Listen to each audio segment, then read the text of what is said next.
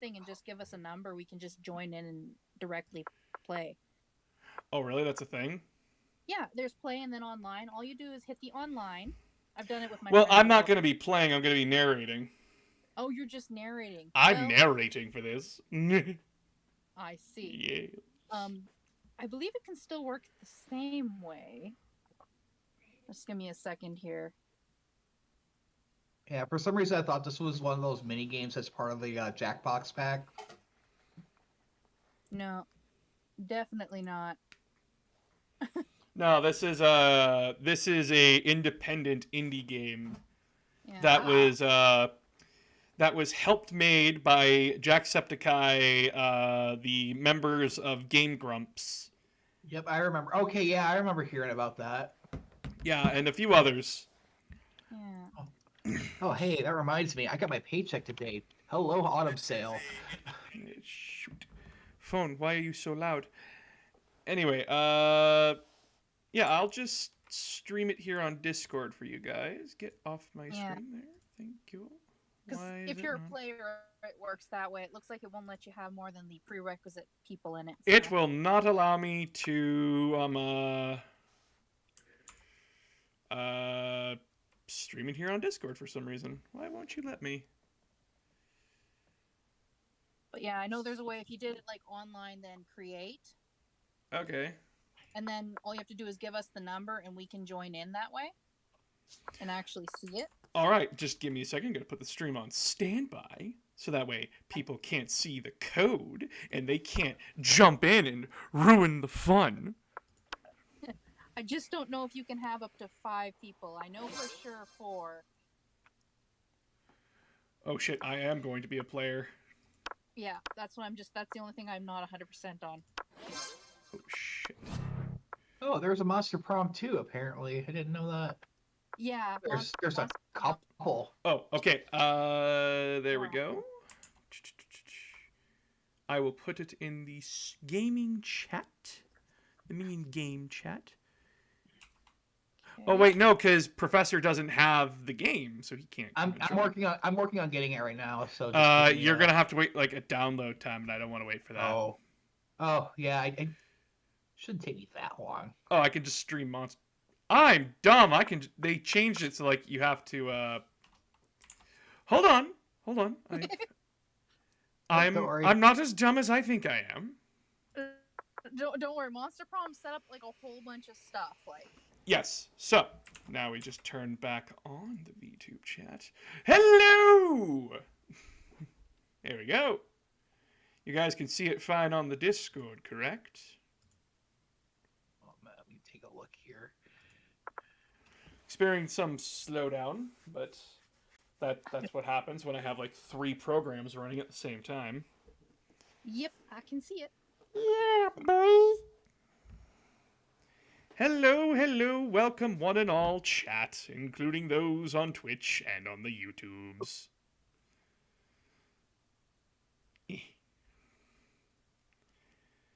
We'll just wait a little bit for more people to show up. We Oh, yeah. Plus, if anyone else wants to join. oh yeah, yeah, and I should be like under a minute for getting this downloaded. It's only 849 megabyte, I think. What takes me several hours to download one game takes you a couple of seconds.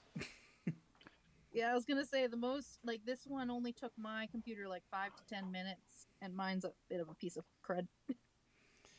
I've also been painting. I've also been painting a model today because I got commissioned by a friend to paint his Custodes for 40K, Yee. and Ooh. I'm doing the Shadow Keepers because I like their paint scheme, and I asked what he wanted, and he's like, the Shadow Keepers sound cool, and I'm like, there you go. That reminds me. I don't know what it is over today, but between you, the other people in the Discord, uh, I've been running into I ran into actually several different people today on my delivery routes for Amazon that were 40K players. Hey, that's pretty good. Yeah, Also, I was just like, you work for Jeff Bezos. well, not directly. I work for a contractor that It's like their delivery service partner program that we essentially Amazon contracts through us to do deliveries for them, like the I last see. mile You're a kind of stuff. middleman. You're a middleman. Yeah. All I can say is that have you killed someone? Oh, Have you looked them dead in the eye? And have you murdered them? Staring them dead in their eyes? with some of the packages and how heavy they are, I've been tempted to. Also, if you I guys feel look like in the that's chat, never- that's the model I'm working on right now. And kill me, I'm working with gold. Oh no. Oh no, no. Oh no. Gold hurts me on a physical level that neither of you could understand. By the way, that's layered on top of another different gold. Oh no.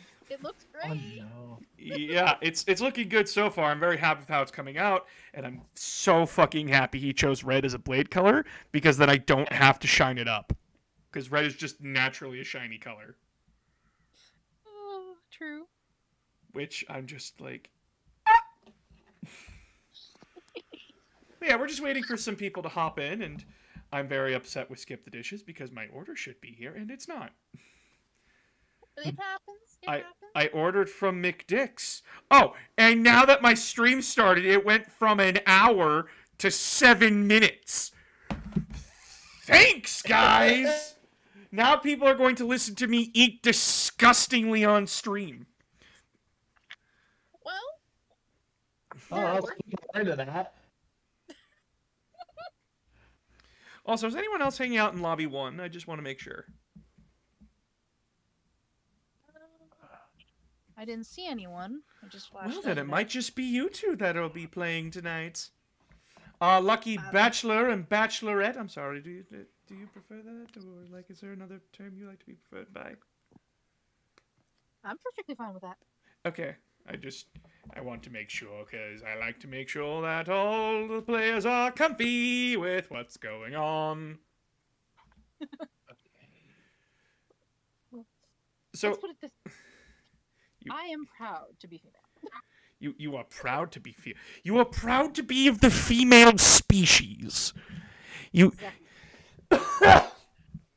You are proud to be one with the boobies and the female hormones.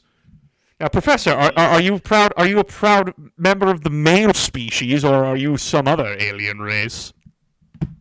I wouldn't say I'm a proud member of the male species. Ah, yes. Join me in self-deprecation. 4 minutes? What the fuck? Watch your language. It's going to get worse in this game. Just Oh, so it's you going to know, be. there are- It's going to be terrible. Also, so I've played this game a few times before, and I have unlocked a few things. And by the way, best girl is Zoe, and next girl after that is Polly. I don't know if I could show that. Technically, it's not showing anything real. Listen, I already got hit with a copyright strike because of this music. That's why I turned the music off for the game. Yes, I know food's gonna be here soon. Phone traitor. Okay, I don't know if you've seen in that fan art in the gallery. There's a fan art one. Really? Cred, what is her name again? Snake Lady, as I keep calling her. Okay. There is one thing in there that I swear is like a poster piece of art. Okay, I'm straight, but even I would do that. I have no access to that one. There's her on Forbes. There's one where like she has like the cute little like that little design. How I don't know. I like this, and I like when they do like eyes like that, and like I'm a very simple man to please, honestly. It's very cute. It is adorable. But yeah, like I just like by this the way, stuff. I've got the game already downloaded, so we're gonna be What looking at the piss?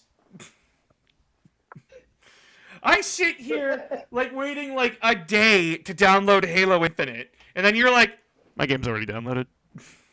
Like, look at that! I already like filed my taxes. I already filed my taxes, and like already have done so much damage to the economy that like, look at me go. So I have to. Look, in my defense, it's because I'm paying out the butt for Comcast. So Oh, that's decent because here in Canada we get screwed over. yeah, I've heard stories from some of my friends up there. Our internet is shit. Give the snack stick arms and hands. Never, monster. I'll never do it. 2 minutes. Damn it. A minute. Are the lights green for this person? Are the lights all turning green in an effort to destroy my credibility as a non-disgusting Twitch streamer? All I gotta say is that's heavily insulting. The good shit. Anyway.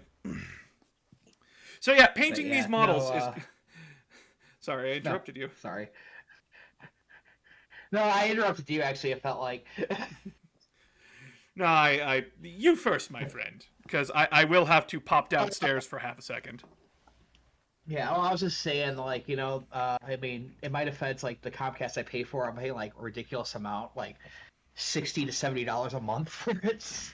But it's, like, worth it because it's the best that's available in my area. Hot damn. As long as you enjoy it. Yeah. Although we have only one of two telecoms. I'll be right back. My My area food's almost right here. now. We have the we've got Comcast, and then we got this weird company called Nuvera or whatever.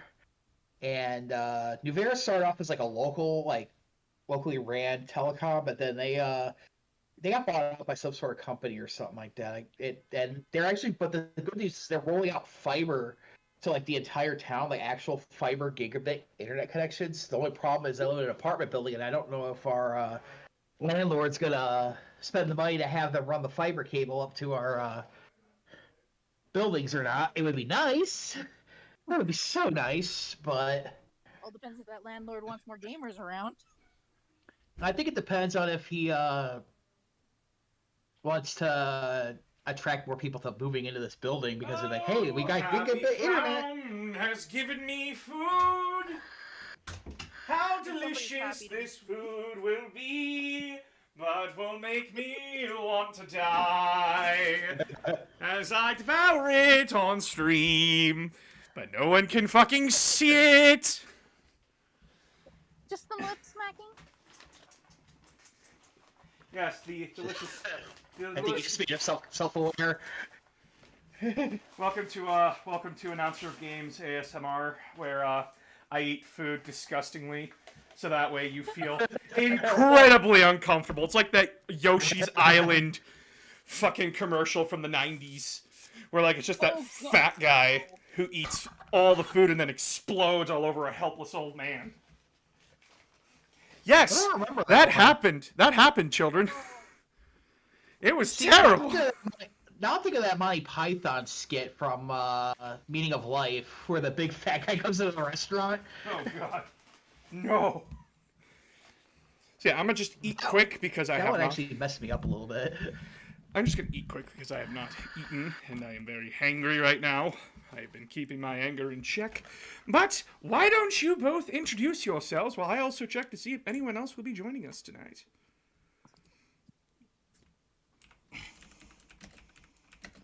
Starting with Neko. Somehow I knew you'd pick me. You are first in line. Damn. It's like, well, gamertag, Neko Chew. We'll just start with that. Second one, Smoky Spinner. Easiest ways to find me. I'm basically a gamer girl who enjoys random drawings and sketches. Sums me up pretty quickly. Oh yeah, and I'm cat obsessed. As evidenced by your amazing work for drawing out Dave the Minion, the big bad evil guy Ben himself, and the glorious depiction of Thunderman. I love that Thunderman art. I had to do it, okay? Oh, yes, I see. I am simping for myself, darling. Hey, it is my fault you made him. Oh, it is It's absolutely smashing. absolutely smashing. Who knew drawing the big bad evil guy in a cute little hellhound onesie, exclaiming he wants to build a hero to Dave, led to Thunderman. Yeah, so just a heads up for anyone that's watching. That is Thunderman's origin. I got it completely from Neko here. Because, and I quote, I wanted to do something funny, and I discovered that I could do a Nigel Uno impression. Nigel Thornberry. God! I keep calling him Nigel Uno. His name is Nigel Thornberry. Uno is from fucking Kids Next Door. But you know, now we gotta get you that mustache somehow. Oh no. I'm just saying. I want that huge ass nose, dude. I want. I'm sure Clay for that.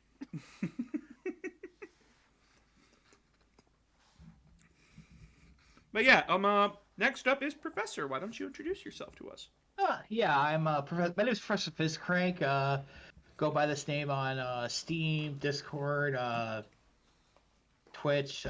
Mainly, actually, funny enough, the handle got its origins from my TikToks because a couple years ago I started a TikTok to join in on the Hogwarts Professors tag on there, and didn't really make much in the way of content because like I just kept trying to give myself something new, but I have this like thing where like I'll make a video and then I'll absolutely hate it and delete it or just throw it into my drafts. I feel And bad. I just pretended I never did it.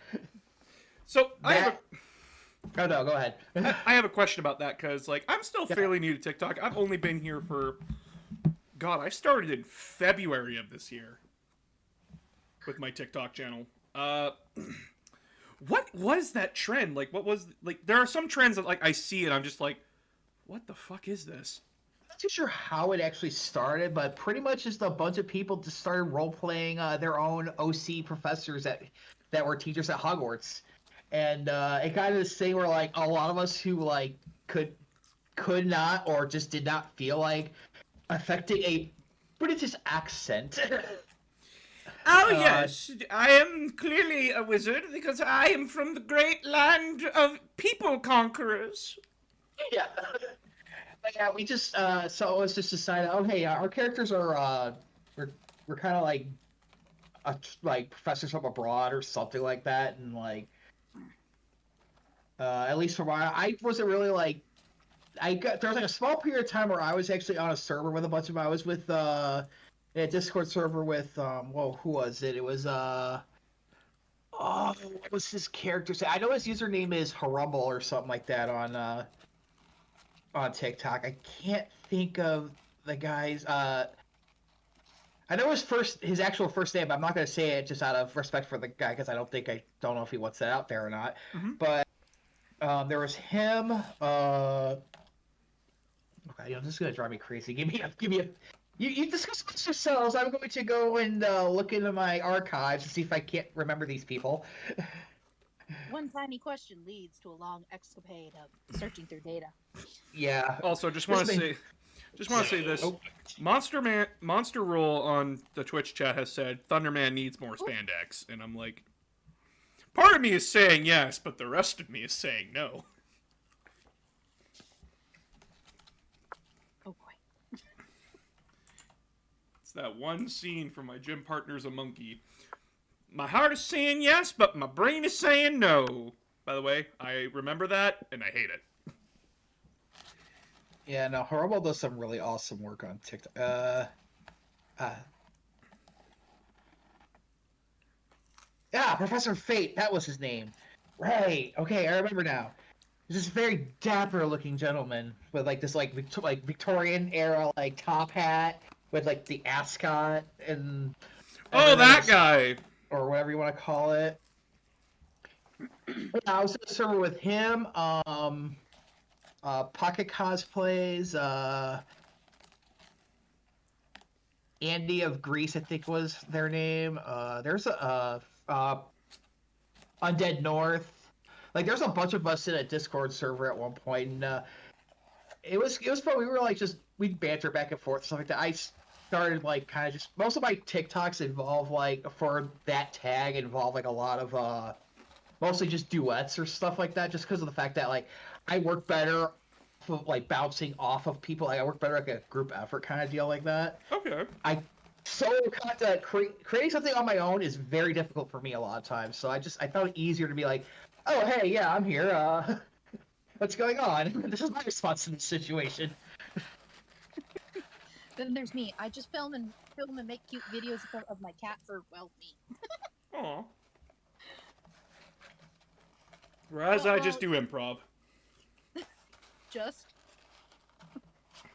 Well, I Improv is also. not easy. Well, yeah, there's also videos where I'm just like, they answer questions, and then like there's people asking me like, oh, can this beat that? Can this beat that? And my response is usually, no. You don't get enough of that in the Discord? I get enough of it on my TikToks. Like, people have been steady trying to prove me wrong that like the flood can be beaten, and I'm like, unless you got plot armor, you're not winning. Hey, my only idea was with the flood was if you made another parasite, It would eat the other parasite. It's so dumb. It's so fucking dumb. Reading the Forerunner saga, because you're just like, ah.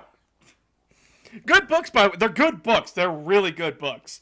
But at the same time, it's just like, one moment they think they defeated the flood. The next moment, the flood is tearing open a hole in reality. I'm sorry, what? What are they doing? sounds like the flood has plot armor. Oh, it did. It massively did. Like, fun fact that I totally forgot about till recently. Thank you, Halo Infinite. The rings in the Halo universe were not the first ones made. In fact, the first... Are you talking about, like, in-game universe? In the Halo universe, the rings there were originally 12 rings, and they were bigger than the ones that are currently in Halo. Like, 3 times the size. And then those got taken over by the flood, and then we got the smaller array, which was the smaller rings that could hit a lot farther. And I'm just like, when? How? What? And then I remember, oh, right, they had a stupid AI named Mendicant Bias. Yeah. Rule number 1, never give control of your empire to an AI. Keep it analog.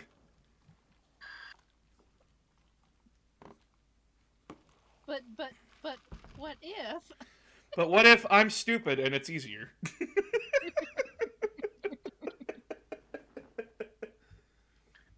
That's literally my answer to everything. But what if it's stupid and I'm stupid and it's easier? Killing your parents is not a good backstory for D&D. But it's so easy. And I'm dumb.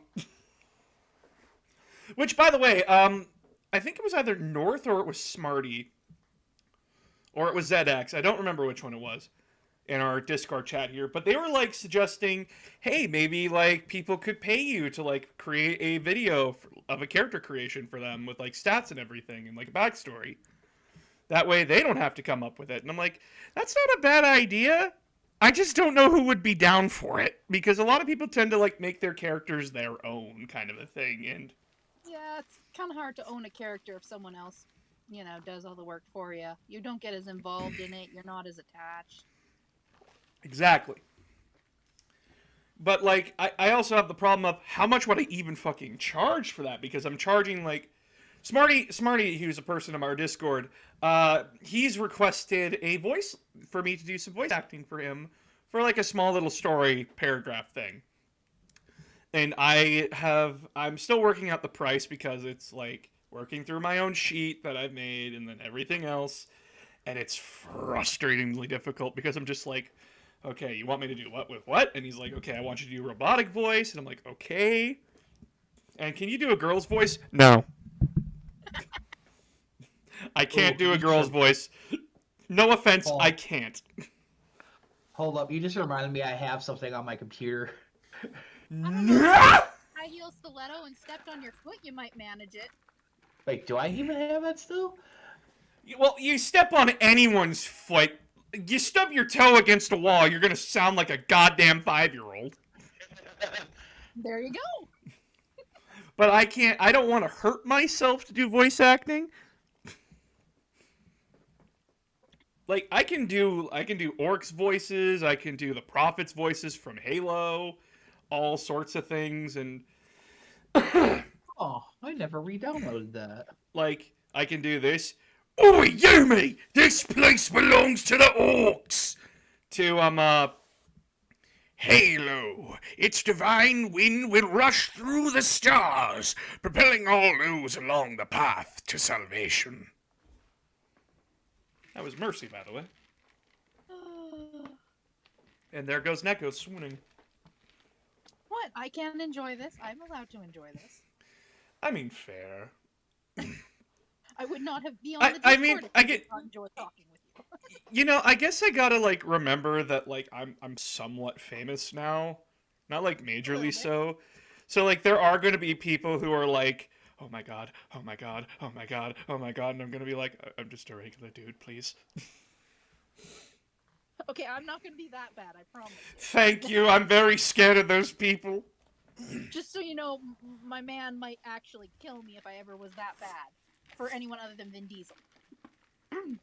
Oh, I see, you too have a hall pass.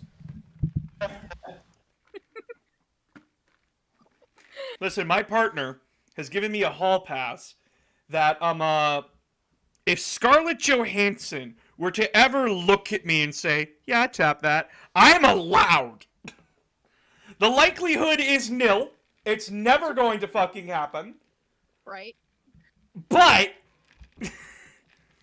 Right? Oh no, there's full hall pass. He's got one too, but his is the funny one because we actually met his. And he was like this close. shit. Anyway, let's get started here. So it's 2 players. Now, would you like the first term, which is classic, which only has 6 people, or would you like the second term, which adds in Best Girl and Calculester, who is played by Jacksepticeye?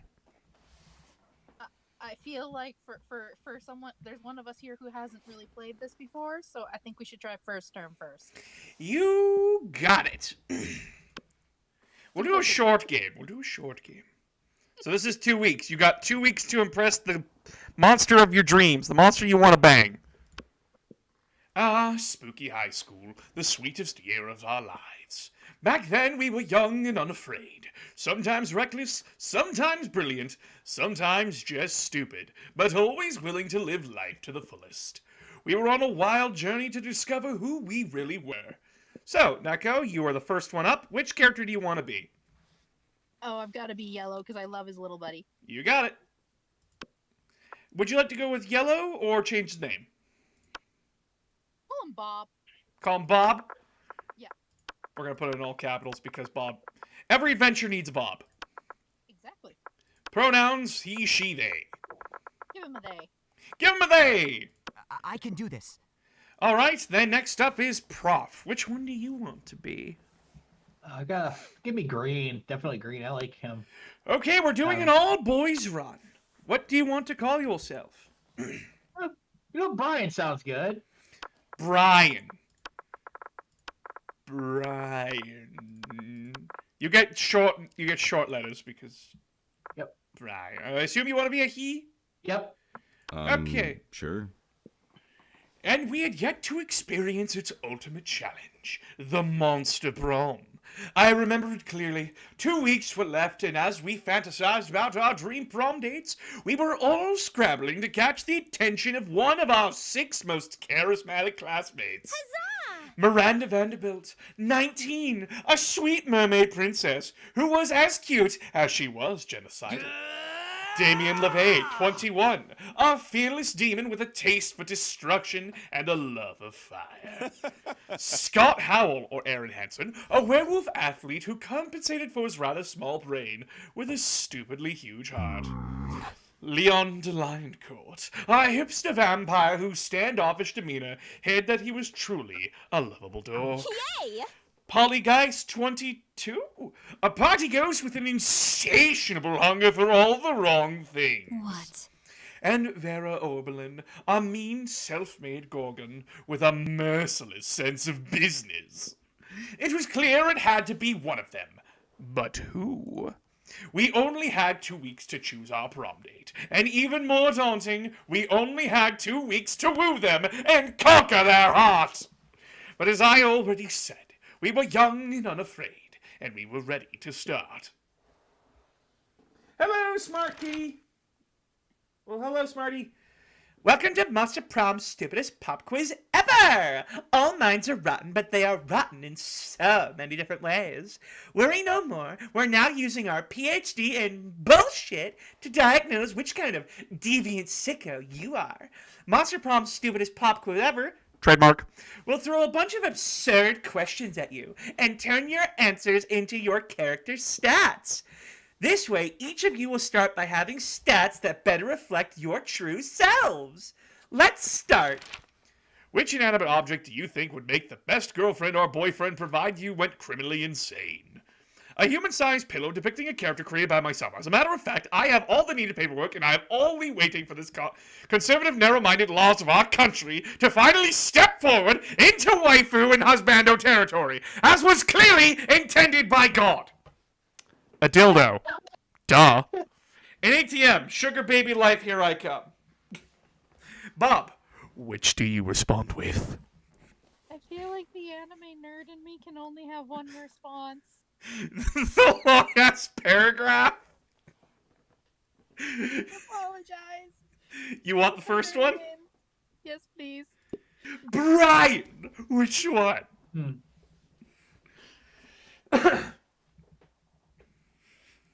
Huh.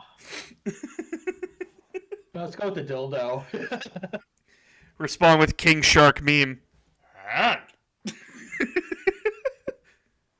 So creative and so fun. What would be the coolest prize you could find in a box of cereal? A tiny piece of sharp metal so every scoop would be full of thrill and danger. A sample of more nutritious breakfast options so people are encouraged to stop eating that colorful crap. The phone number of that sexy tiger on the front of the box. He's so passionate about breakfast and health that he's surely also a great lover. Also, that's a Tiny the Tiger reference. No, not Tiny the Tiger. That's... Fuck! Tony the tiger? Tony! Yes, Tony. Bob, what is your choice? I think we're gonna go with the razor blades this time. Living dangerously, are we? Brian? Definitely Tony the Tiger's phone number there. I see you are a furry. Your partner just gave you a cool gift for your anniversary, but you totally forgot. Quick, come up with an idea for your great gift. An abstract concept of gratefulness. Anything capable of leading that to an overdose of some sorts. A pony. Always a pony. Anything on fire. Or a weapon. No! A weapon on fire. The head of the fiercest enemy. Of the fiercest enemy. A silly toy that makes silly noises. Anything on fire. I see you were trying to go for Damien. What's the funnest answer? Brian? Silly toy that makes silly noises. Okay, so that question was basically deciding on which who is like the best choice for you. So for Bob, it's Damien. For our little friend Brian here, it's the jock. So it's recommended that you go after those people, but you don't have to, but you will be encountering them most frequently. Oh, and I do have to say one thing since you brought up the furries. There is a furry ending in this game. I know there is. I'm trying to find it. There's a chance you might see it if he does what if he follows Scott's, and that's all I'm saying on it. All right, so explaining the rules here. So your stats are right here. They're smart, boldness, creativity, charm, fun, and money. Each one corresponds with a face. If you see the blue face, that is smarts. If you see the red face, that's boldness. Charm is pink. Fun is yellow, creativity is purple, and money is green. And each place that you go to corresponds to that area. So as an example, the auditorium is creativity, while the gym is charm. So, Bob, where would you like to go? To the bathrooms. To the bathroom? You're a bold one, aren't you? You got it. That day you skip class and just hang out in the bathrooms because you respect no authority. I guess some people just want to watch the world burn. By skipping class and hanging out in the bathrooms, you give 0 shits, but you do gain 2 boldness. You're chilling out, not murdering anyone, when Damien slinks up to you. He's hauling a large sack with the words, "Definitely not a corpse," written on it. Hey, you're not gonna believe this, but there's definitely actually a corpse in this bag. You never would have guessed. Now, here's the thing. I'm not saying I'm exactly responsible for making this corpse, at least not without my lawyer present, but let's just say he and I apparently had different definitions of rock, paper, scissors. Anyway, I'm not interested in going back to jail, so I need you to help me hide this body real quick. It would be extremely attractive thing to do. Luckily, hiding dead bodies is kind of your thing. You share your brilliant solution. Disguise him as a drinking fountain. No one will know the difference. Just chuck him in my garage. He'll blend perfectly with my collection of vintage dead bodies. What is your answer? Number 2. Number 2? Number 2. You throw the corpse in the back of Damien Dread's chariot and hoof it over to your garage. Holy hell, are all these yours? Some of these are total classics. Elvis Presley, Amelia Earhart. Fuck! You've got 3 popes here! I've spent all this time trying to be a great murderer. Fucking when the greatest murderer of all time was right next to me the entire time!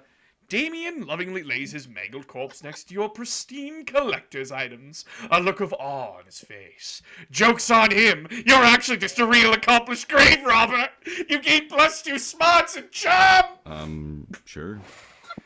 Alright, so, you can't go to the bathrooms there, Brian, but you can go everywhere else. If you want to woo the Scots heart, I suggest going to the gym to raise your charm. Yeah, let's go to the gym.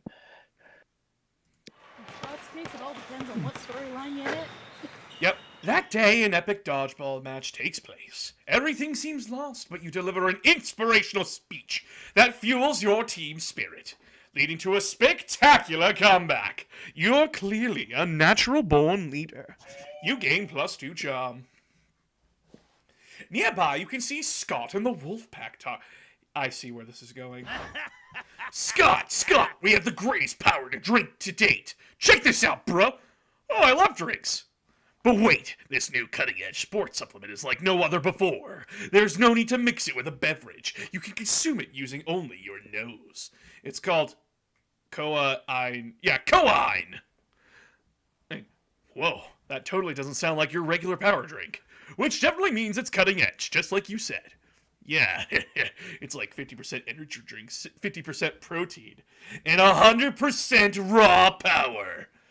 God damn it with these crazy pranks. But before you can do anything, Scott has snorted all the coke. And he's gone full wolf mode, and now he's basically unleashed it, and it's destroying everything he sees. You need to do something to calm him down. But what? Using your knowledge of aromatherapy, give him some lavender-scented cocaine to neutralize the regular scented cocaine to relax him a bit. Give him a flashy fidget spinner! Number two. You start spinning a very flashy fidget spinner in front of the wolf Scott. He stops wreaking havoc and stares at the spinning fidget spinner. It's so spinny. After a while, he reverts to his normal self because everyone knows that cocaine triggers a werewolf transformation, but a fidget spinner can cancel it. Bro, this thingy is the best thingy ever. It's like a very safe and friendly shuriken. Can I keep it? How can you say no to that pair of puppy dog eyes? Hooray! You see Scott fleeing with your fidget spinner, still managing to wreak some havoc despite calling it safe and friendly. Clumsy, handsome Scott. You gain +2 charm and +1 smarts. Let's trade places. Player orders decide based off your ability to mimic the noises of a giraffe makes. We're going to Eh? What the fuck does a giraffe even make as a noise? I can make the sound of a giraffe dying. Everyone can do that. Fuck it, this is a stupid question. I'm randomizing it. Well, that was a shitty randomizer. Play with it.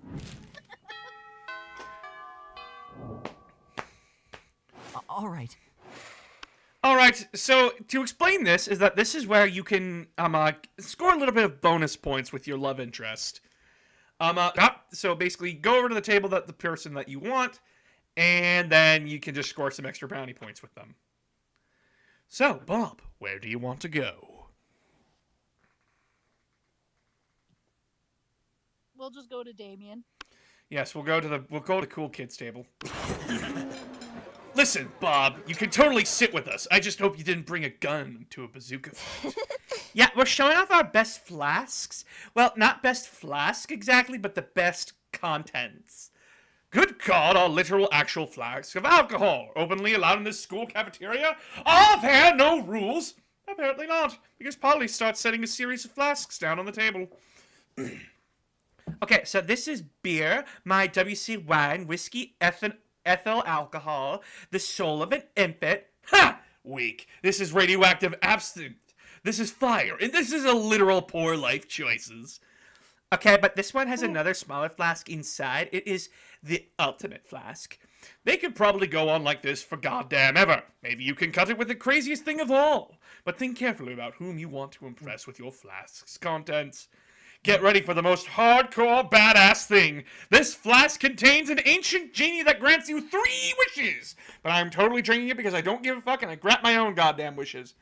What? Want to get a dope party started? This flask has Ultra Whiskey, which you can only get when you get 2 balls of the best, purest whiskey and make them mate.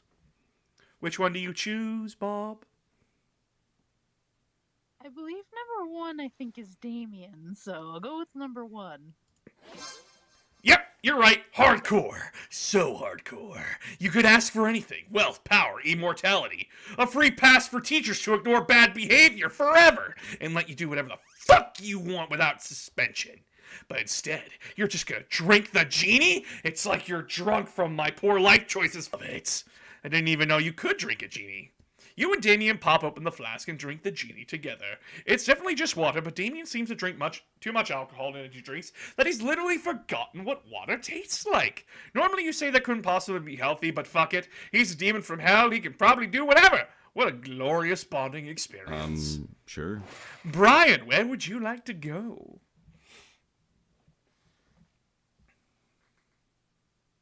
Brian. Oh, I'm definitely gonna go.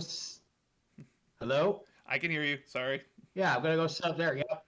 You're gonna sit up there with your boy? Yeah, you keep roboting on me on the call. Oh, no, I'm sorry. Yeah, every so often, Yeah. like, I just had one where all of a sudden I was lagged way behind you. Yeah. I'm sorry. Nope, it's good. I'm just letting you know what's going on. All right. Oh yeah, no, we're gonna sit with my boy. You take your seat between the strongest and smartest men you know. Liam appears to be taking a very intense picture of some bizarre-looking food. Scott is looking about as confused as you are currently. But Liam, food is delicious, and it's for eating. That's why they call it lunchtime. Neither of those statements is wrong, but they also aren't quite connected. Scott, if you had the capacity to eat, I assure you, I would still ignore the actual content of the food in favor of finding the perfect combination for a flawless momentagram post. Oh, I see. You're going to post a picture to advertise the food to people who would actually eat it. You're so smart. I'll be happy to eat your food for you. I'm afraid your palate is way too unsophisticated to appreciate these rare Japanese delicacies. Oh, they're Japanese? Do you have any Scott snacks? Scott snack? You know what? Fine. I've taken all the pictures I need. Eat whatever you want. Thanks, Liam. Oh, they all look so yummy. I don't know where to start. Brian, any ideas? Maybe your choice of snack can get one of these boys to want to snack on you. Innuendo, way not literally. Obviously, the lychee fruit-flavored custard with a side of tofu and a drizzle of raspberry extract is the most superior food on the plate. Go for it. The brightly colored bag of meat biscuits that someone has an anime drawing of Scott's face on? That says Scott Snacks! Definitely number 2. This is so fucking easy, Jesus Christ. Yes, you do have Scott Jinx us, Snacks! 'cause some of these get really hard. Oh, I know. Scott Snacks? What does that mean? How is this possible? Why is your face on an obscure Japanese biscuit brand? Is that really you? Oh yeah, totally. There was this one time where I was... Well, actually, it was a full moon, so I'm not really sure exactly what happened. But somehow I ended up hanging out with these really cool Japanese businessmen the whole evening. But what even... And yeah, I guess they saw me practicing a few sports moves, and they saw how strong and fast I was, and they wanted to show how their meat treats are strong and fast. So they asked if they could use me as their new mascot. I said, of course. And then the Scott Snacks became a hit, and now I'm kind of famous in Japan. Thanks for pointing out the Scott Snacks to me, Brian. It's nice to know you want to see my face. I want to see yours, too. And then they went to the back alley and fucked for hours. How was he... How is he so muscular and so adorable at the same time? Maybe one day you can put your faces together. Everybody choose an object. Say your choice out loud to the rest of the players before clicking. Wait, what? Say it. Call it an object. Xbox controller? What was yours, Brian? Cup. You cut out from CUP, cup. Cup? So we got controller Yeah. and cup. Player orders decide based on how cool the next indie sensation, selected object night, would be, where the hero's main weapon is the selected object. Start debating now. Oh. So a cup or Xbox controller? I mean, we had Cuphead. Xbox.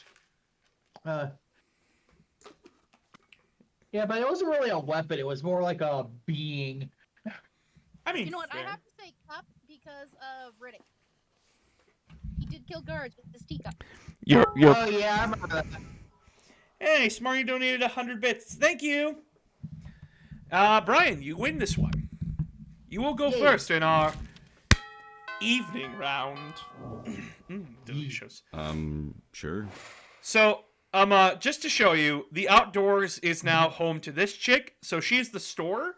She does not matter for this run. If you were playing Okay. a longer game, she would matter. Okay. So, where would you like to go?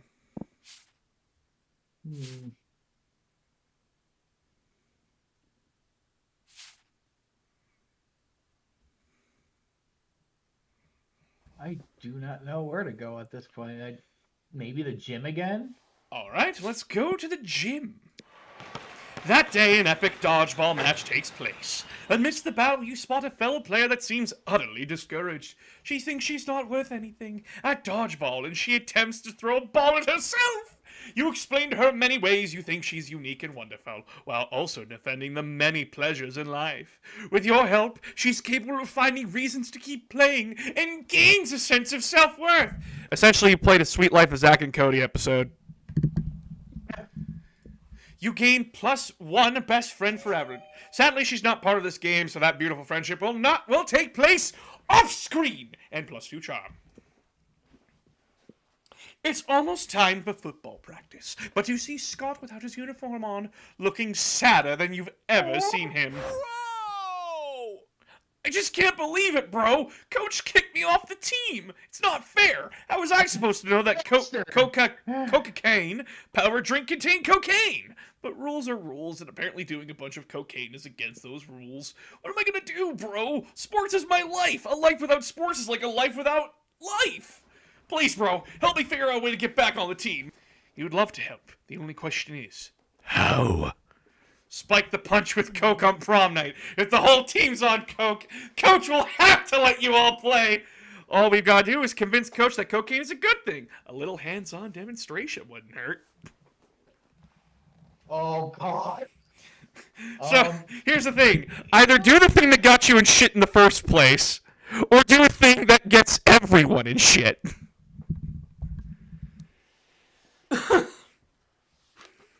Not only that, dear God, which choices are those based off of? Oh no. Oh yes. You gotta make a call. Oh, and by the way, if you get the answer wrong, you take a penalty to your stats. Ah. Let's play the long game. Let's spike the punch on prom night. Dragon Kids! Oh wow, that was the right answer. What the fuck? That's a great idea. It's just like Coach always says. A real team does everything together. Running, throwing, even pooping. Ugh. Is that a molestation joke? We could do cocaine together too. It'll be a real bonding experience. And then Coach will see how committed I am to the team, and he'll have to let me play. My favorite thing about this plan is that there's nothing illegal or unethical about it. You're gonna have to find some cocaine though. Do you know how to do that? That shouldn't be a problem. In fact, you're pretty sure you saw someone selling you somewhere. You gain +2 creativity and +1 fun. Bobby boy! Oh God. Okay, let me see my stats here. Your stats? Yeah, I was just trying to see. They're all pretty low. Yeah, right. Well, I've got the 2 9s, and then let's go with creativity. Which will Get be that in the up auditorium, I believe. Yes. Yes. Look how fabulous you look. That day while rehearsing for class play, it's as though the muses themselves had descended to give you a figurative blowjob. Your performance is intense and inspiring. It will be remembered for generations, which is pretty rad by high school play standards. You gain +2 creativity. You're minding your own business when Damien comes rushing through, punching everyone who's minding their own business. I'm not gonna lie, that armor looks sick. Fuck, I'm so angry! I'm so angry, I want to pull my own skull out and eat it! I'm so angry, I want to set school on fire, and then punch the fire in its fucking face! I'm so angry, I want to spend years accumulating political capital so I can become president, and then use my nuclear codes to blow up the sun! I'm screwed. There's a lot of problems with that, because like the nukes wouldn't even reach the sun. The wave of the heat would just blow them up instantly, but that's neither here nor there. I'm screwed because I don't think I can get the ending. And you! You're standing in my way. Move before I punch you so hard, you'll remember it with melancholy the times when you could move without all your bones hurting. Oh no! Violence incoming! Think fast! Joke's on you, pal. I'm a pragmatist. I avoid any kind of idealization of the past because it has no use, and therefore I refuse feeling any kind of melancholy. No time to think of anything clever. Start dancing for no reason! Oh my God, oh God. If you want advice, this is for both of you, it's usually the stupidest answer. They both are quite stupid. I said the Oh, stupidest no. answer. You know what? Let's go with the first one. Are you Go with sure? The first one. You're gonna go with the first one? Because I have a feeling the other one is fun, and my fun is only at 4, so... Let's do it. What? Oh, pragmatism burn. Violence always loses against well-constructed worldviews based on strong branches of philosophy. What? Yeah, that magnetism burn. Urgh. Soon all of your classmates are cheering you on and praising your prowess in rational thinking and verbal wits. This is idiotic! Move or I will kill you dead! But a cheering mob has raised you onto their shoulders while chanting, "Pragmatist! Pragmatist!" You technically have moved, so Damien has no point in persisting with his threats.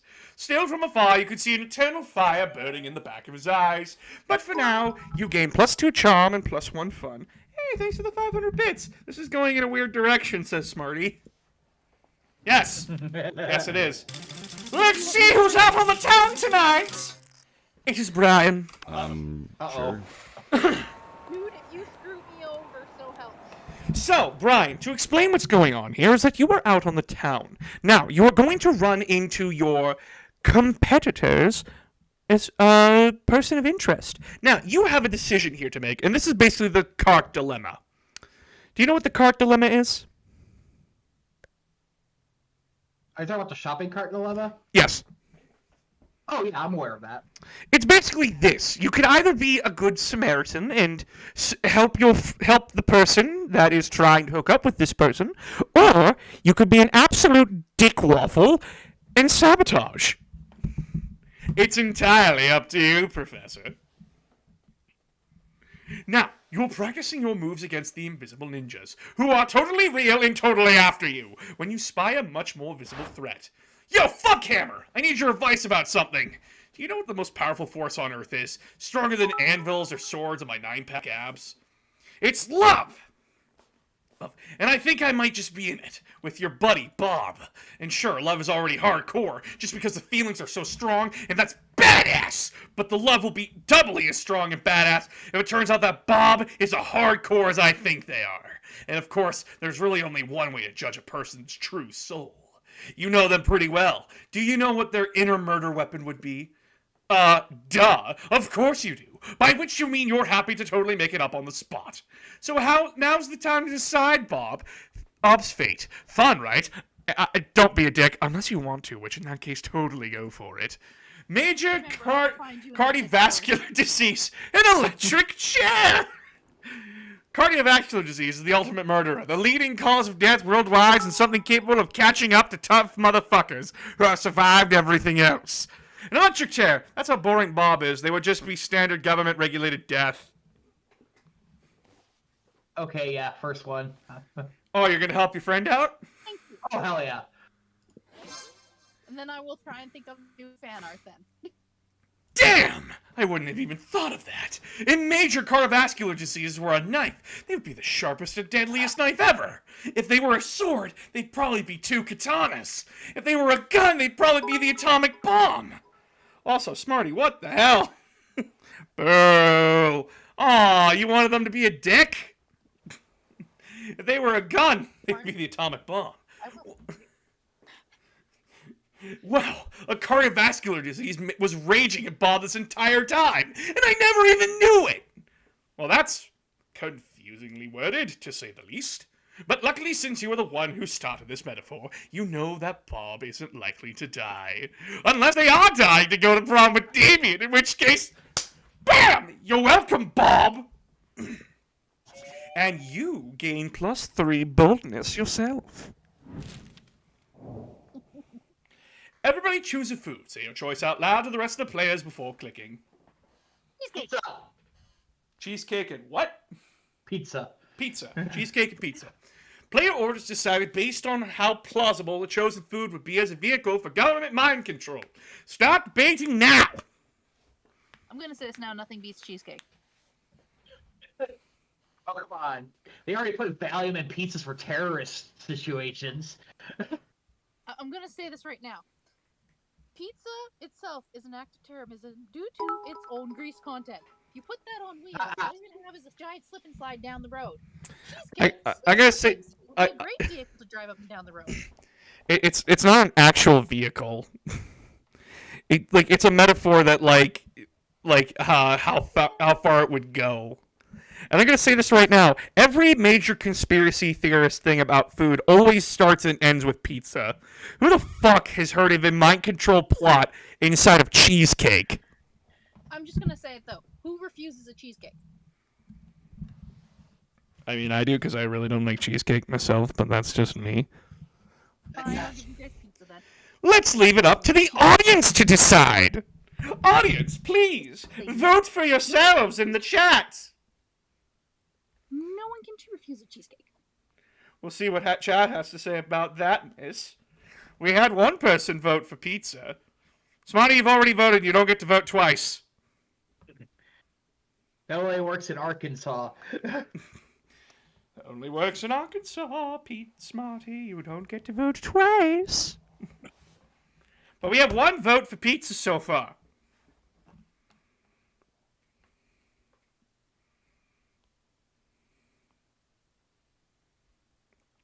It seems that chat. assume there is no voting.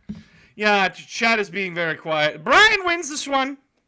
Yep. Oh, there was the second person. Aramis said, not pizza. It's either pizza or fucking cheesecake. You said pizza, I'm going with pizza. This is my democracy, which is a dictatorship in this instance. That's right! Fine, then Democracy is mine to control! Sure. Well, it looks like your little gym was taken over there, Brian. You'll have to go somewhere else for your fun.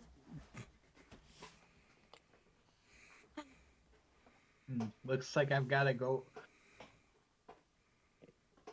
Oh, wait a minute. No, don't I have to find cocaine, though, for the prom? No, that's just part of the story Oh, no, thing I you're don't. going with. Okay. unless it tells you that you need to buy something.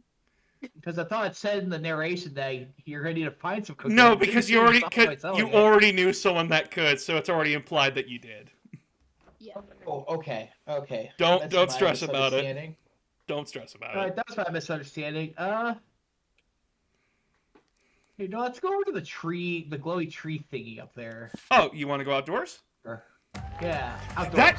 That day during recess, you start a half-hour rave that goes full crazy. You have no idea how it escalates so much, but at one point there are like 300 people. Someone summons demons from a nightmare dimension. The consequences might distort the fabric of reality itself, but who cares? It's a rad party. You gain +2 fun. Scott strolls by, happily munching on something. Liam gapes at him, appalled. What on earth are you eating, Scott? The delicious new flavor of Fangle's potato chips. Maximum Ultimate Double Barbecue Massacre. Really? Because it looks like a raw severed goat head inside a cardboard tube. Oh yeah, I guess it does. Could have sworn it was a potato chip. Still tasty, though. Tasty. Tasty. Does one environmental destruction sound tasty to you? Shut up, Liam. I don't know, what is that, a kind of jerky? No, Scott, don't you realize that in order to harvest these goat head fangles and decapitate millions of innocent goats everywhere? But what do they do with the bodies of the goats? Nothing. It's a horrendously wasteful practice. Oh no! All those poor headless goat bodies running around and bumping into things! We have to stop them! Wait, really? I was just trying to make you feel guilty. I didn't actually have a plan of action, but if someone were to suggest one, assemble an army of vengeful undead goat torsos! Write an extremely mean blog post. What? Do the first one. I gotta go with the first one. Gotta go with the first one. Undead goat torsos. Also, someone did a thing, so 1 second. I'm just gonna wait to see what they did on my Twitch. Come on, pop up, please. Let me see it. Let me see who did a thing. Malouk, thank you for the follow, my guy. Assemble an army of vengeful undead ghost torsos. Ah, yes, necromancy, the ultimate tool in the protesters' arsenal. Oh, can I ride a goat? Can I? Huh? Of course you can ride a goat. In fact, given your size, you probably need to ride several. What's a several? Is it a really big goat? No time to explain basic concepts, Scott. We've got an invasion to orchestrate. Brian, I hope you realize that you have now orchestrated the entire takeover of a company. But, like, a hostile takeover by invading zombie goats. Oh my god. Also, I just want to say, Smarty, thank you again for the donation. High school with recess? What kind of Phineas and Ferb 104 days of summer vacation nonsense is this? Monster Prom. As long as you're reanimating things, you reanimate some severed goat heads too. They'll eat anything, which totally helps you clean your room. You gain +2 creativity and +1 smarts. Fuck, I could use that! Anyway. I know those feel like. Bob, it is your turn, friend. And she's in the gym. Damn it. Okay. Well, let's go with more boldness. That could never hurt when we're chasing Damien. Let us go to the place where everyone shits! That day you visit the bathrooms to take a number 2. Ha ha! Don't worry, there won't be any illustration. Thing is, you make one of the boldest decisions in your life. You don't put paper on the toilet seat before using it. Look at you, you crazy bastard! You gained +2 boldness and probably Staphylococcus, with a slight chance of 1 STD. Despite everything else happening around you, you're just solving some Sudokus. But your mind is constantly going back to Damien. Stupid, sexy Damien, and his idiotic short temper. You think he could even be your sweetheart, but he seems more focused on being angry 24/7. For God's sakes! He's the kind of guy that would get angry at a banana! As a matter of fact, your daydreaming is interrupted by the feral screams of Damien, who seems to be insulting an actual banana. You stupid yellow fruit, what's your deal? Do you think you're richer in potassium than me? Yes. No one is richer in potassium than Damien fucking LeVay! Ah! Is he even for real? Stupid sexy Damien! Bob, are you going, what's that anime term again? Are you going tsundere on us?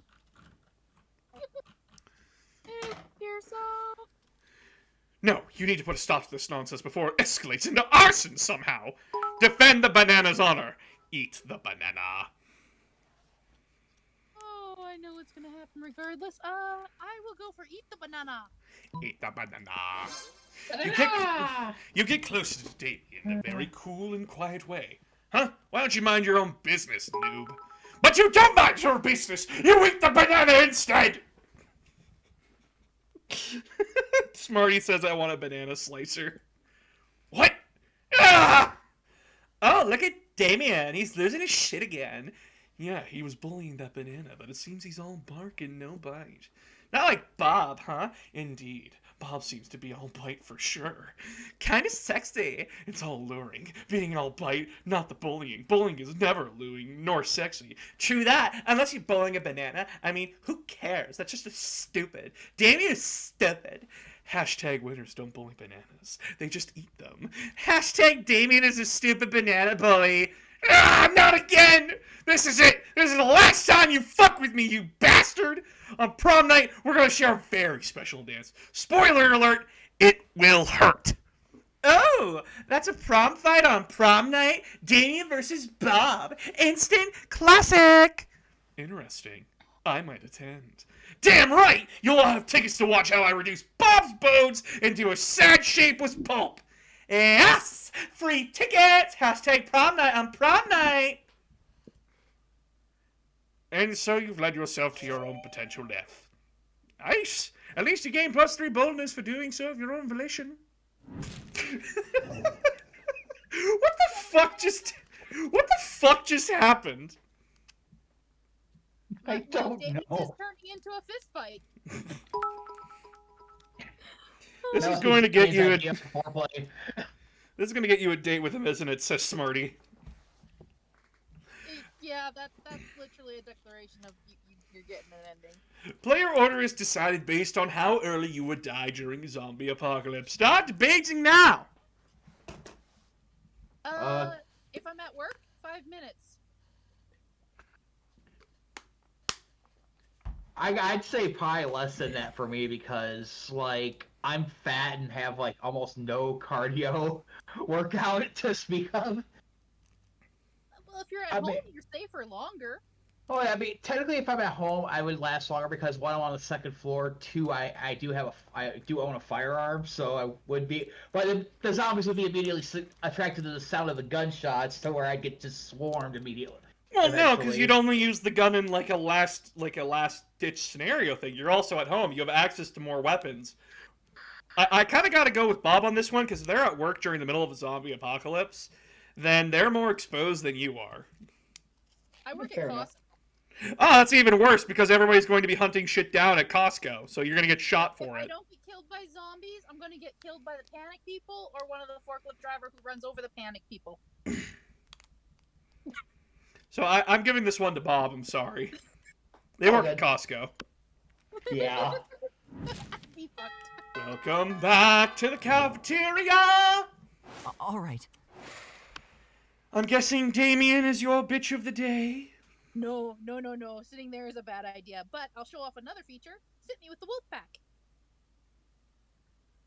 I'm gonna get free stats. You barely sat down when the whole wolf pack comes running over, clearly panicking. Doc, you gotta help us! We're suffocating! It's like we're not getting enough air! We can hardly talk! Ah, you see the problem? You remind them that in addition to breathing out, they need to also breathe in. No way. Ah, whoa, that works way better. I have no idea how we forgot about that. I love the wolf pack. You don't either. Thanks for saving our lives, dog. We owe you one, and we'll pay you back. Right now! What do you want? We'll do literally anything. Teach me calculus. Give me an extreme makeover. Makeover! Alright, girls, we got a makeover! An extreme makeover? Like an extreme makeover? Are you sure? You nod, because apparently this is what you want from a pack of idiot dogmen. Alright, boys, you know what that means. Time for one of our patented extreme spa treatments! Suddenly you're surrounded by wolves, covering your face with their wide-mouthed tongues. You can feel your pores really opening up beneath the relentless torrent of dog saliva and unconditional love. When the wolf pack finally gets bored of licking you, you're positively glowing. You gain +4 charm. What the sure. fuck? When you sit with someone who's not a part of a thing that's at a table, like any of the extra characters, you get stat boosts. Oh. Shit, what? Yes! It's just like if I sat with the cat over there, she opens up her store during lunch. Oh, Okay, damn. I need to make up for my fuck up earlier with the outdoorsies. You didn't fuck up at all. That was actually a good decision. Oh, okay. Well, I'm still gonna go over there and get 4 bonus points. You can't sit with them. No, I'm talking my boy. Oh, your boy. Let's go get some wolf dick. You find Liam taking a picture of his food, and Scott taking a picture of, also, Liam's food? Ha! Yes, Scott, snap away. My artistic plating is too magnificent to ignore. What? Oh, no. Artistic what? I'm playing Pokemon Goes. Oh, the mobile version of the hit Pocket Human video game. And what do Pocket Mans have to do with my food pick? There's a level 43 Bernard Henson hanging out in the middle of your plate. Here, take a look. Scott, why does your phone show a tiny human doing pottery on top of my eggplant ravioli? You mean you don't know Bernard Henson? He used to be a chartered accountant, but now he's decided to pursue his dream of being a world-famous potter. That major life change has made him super rare. Pocket humans almost never follow their dreams. Well, I don't care how rare he is. His presence is spoiling my pristine food pick. Spoiling it? But pocket humans are way cooler than a boring old food pick. You take that back. Uh-oh, tempers are running a little high. Looks like it's up to you to settle this dispute. Scott's right, Liam. Why take a normal cliched food pick when you can take a food pick of Scott capturing a Pokemon off your food pick?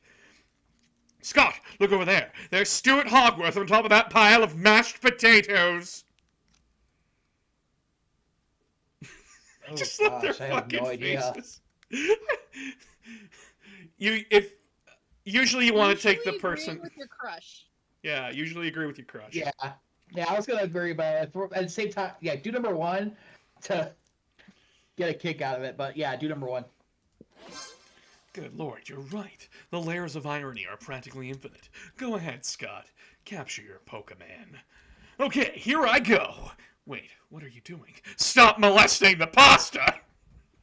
I'm not trying to grab your pasta, bro. I'm trying to grab Bernard Henson, but he's too slippery! You imbecile! Bernard Henson isn't actually on top of my ravioli. He's an image projected by your phone. Are you sure? He seems so real. Let me just try to grab him a few more times. No! My artfully arranged pasta pockets are in disarray! You fiend! Liam chases you and Scott away so he can rebuild his artful pasta arrangement. You bond with Scott by teaching him how to actually play Pokemon Go.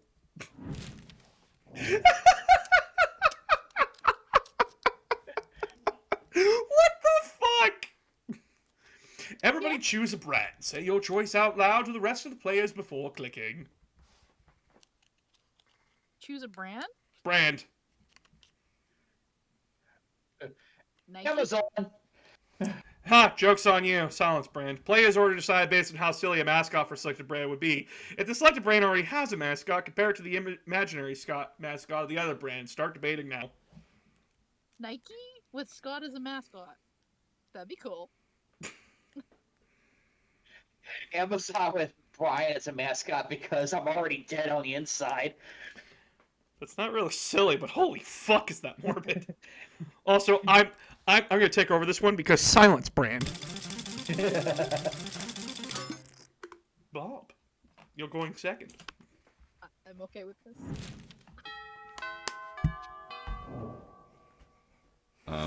Sure. Brian, where would you like to go? I think I would like to go to the gymnasium, please. That day, an epic dodgeball match takes place again. But the match isn't as important as the human interactions within it. You're at your peak when you decide to go for overkill and wink at one of your teammates. He's totally mesmerized in the most epic wink ever, i.e. slow motion. It's like that slow motion scene where like they see you like wink disgustingly, but they think you're encouraging them, so they actually like throw the dodgeballs a lot harder. They burst into flames. Damn, you know how to win over people's hearts. You gain +2 charm. You're casually reading the latest issue of Monster Magazine when you are rudely interrupted. See, even Brian's a sensible monster with a good head on his shoulders, and at least some plus smarts are to sending Monster Magazine. Yeah, and that's bad, because we're warriors, so we need to fight. Scott takes the magazine from you and punches it. Hooray! Let's go solve another of the world's major problems. No, Scott, we're social justice warriors. You see, Brian, ever since our major success with defeat Fangle's goat head debacle, we've taken it upon ourselves to stand up against injustice. By punching magazines! No, Scott. As you no doubt noticed, Monster Magazine's sexiest monster alive this year is Count Victor von Musclebod, the werewolf prince bodybuilder. That makes him the 5th royal werewolf bodybuilder in a row to earn the title. What about those of us with leaner physiques? What of our representation? So now we're endeavoring to get Monster Magazine to name someone from a more marginalized community as their sexiest creature alive. We just need to figure out a way to convince them, since I guess punching the magazine wasn't good enough. Pfft, that's easy. All you need to do to solve everyone's body image issues forever is make your own version of the magazine, featuring a 3-winged chupacabra on the cover. Lean heavily into the warrior part. Storm Monster Magazine and hold the editor-in-chief captive until he promises to stop exclusively promoting one aesthetic as the pinnacle of the monster's sexiness. I know which one I like. Listen, I'm all for that tentacle girl nonsense, okay? I'm all for that. Don't go through my Google search history. Oh. Listen, you either choose violence or you choose stupid.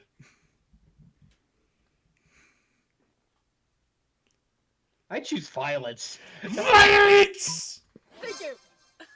Oh yeah, good plan. I love being a warrior. I'll admit, it does sound like an attention-grabbing demonstration, if nothing else. Hot diggity dog! With that, you're off to storm the Monster Magazine headquarters using the elements of surprise. Your second favorite element, right after nitrogen. You're able to overpower Monster Magazine security and march straight into the editor-in-chief's office.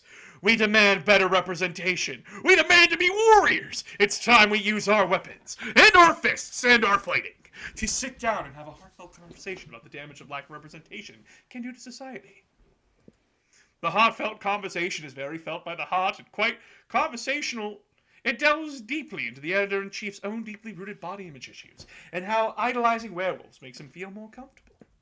You all agree that he should be in therapy, and he agrees that he should do a special issue of Monster devoted to all kinds of beauty. Hooray! You gain +2 fun and +1 charm. All right. Bob, where do you want to go? They go to the tree. You gonna go outdoors? You gonna have fun? Yep, we need some fun. That day during recess, you start a half-hour rave that goes full crazy. Everything is fine until Juan, the small magical Latino cat, asks what you think you're doing. Damn, you didn't remember you suck at dancing. But you decide to go all in and pretend it's a new dance move, apparently called the Groovy Mouska. Juan looks at you and he asks you to teach him the Groovy Mouska. In no time, half the party is following your steps, enjoying the Groovy Mousica. All together, it's a party to remember. You gain +2 fun and a cool story to tell your grandkids someday. Scott and Vera shoulder each other out of the way to try and get to you first. Hey, I heard Damien's talking about how he's gonna beat you up at prom. Yeah, mess him up. What? Hey, I don't believe in gratuitous violence unless I'm a werewolf, in which case one time I ate a kindergartner. You're right, Scott. I should look into this upcoming carnage and think of a way to monetize it. I heard Polly saying Damien was giving away Bob alive. Such a lack of business perspective is discouraging. That's not nice. Why haven't I received free tickets? Maybe that's not so nice pod as the pod about you being skinned alive? Anyway, Bob, what are you doing about this? Might I interest you in some Oberlin life insurance? This might be a good time to get a policy. Yeah, Bob, what are you doing about this? Won't you give us free tickets to watch Damien skin you alive? Don't be rude, bro. That's a good question. What are you doing about this? Seems like you're pretty screwed. But maybe if you play your cards right, you can convince one of these two to teach you how to fight. Here's what I'm going to do, Vera. I'm going to give you $100, and you're going to teach me your secret Oberlin combat style.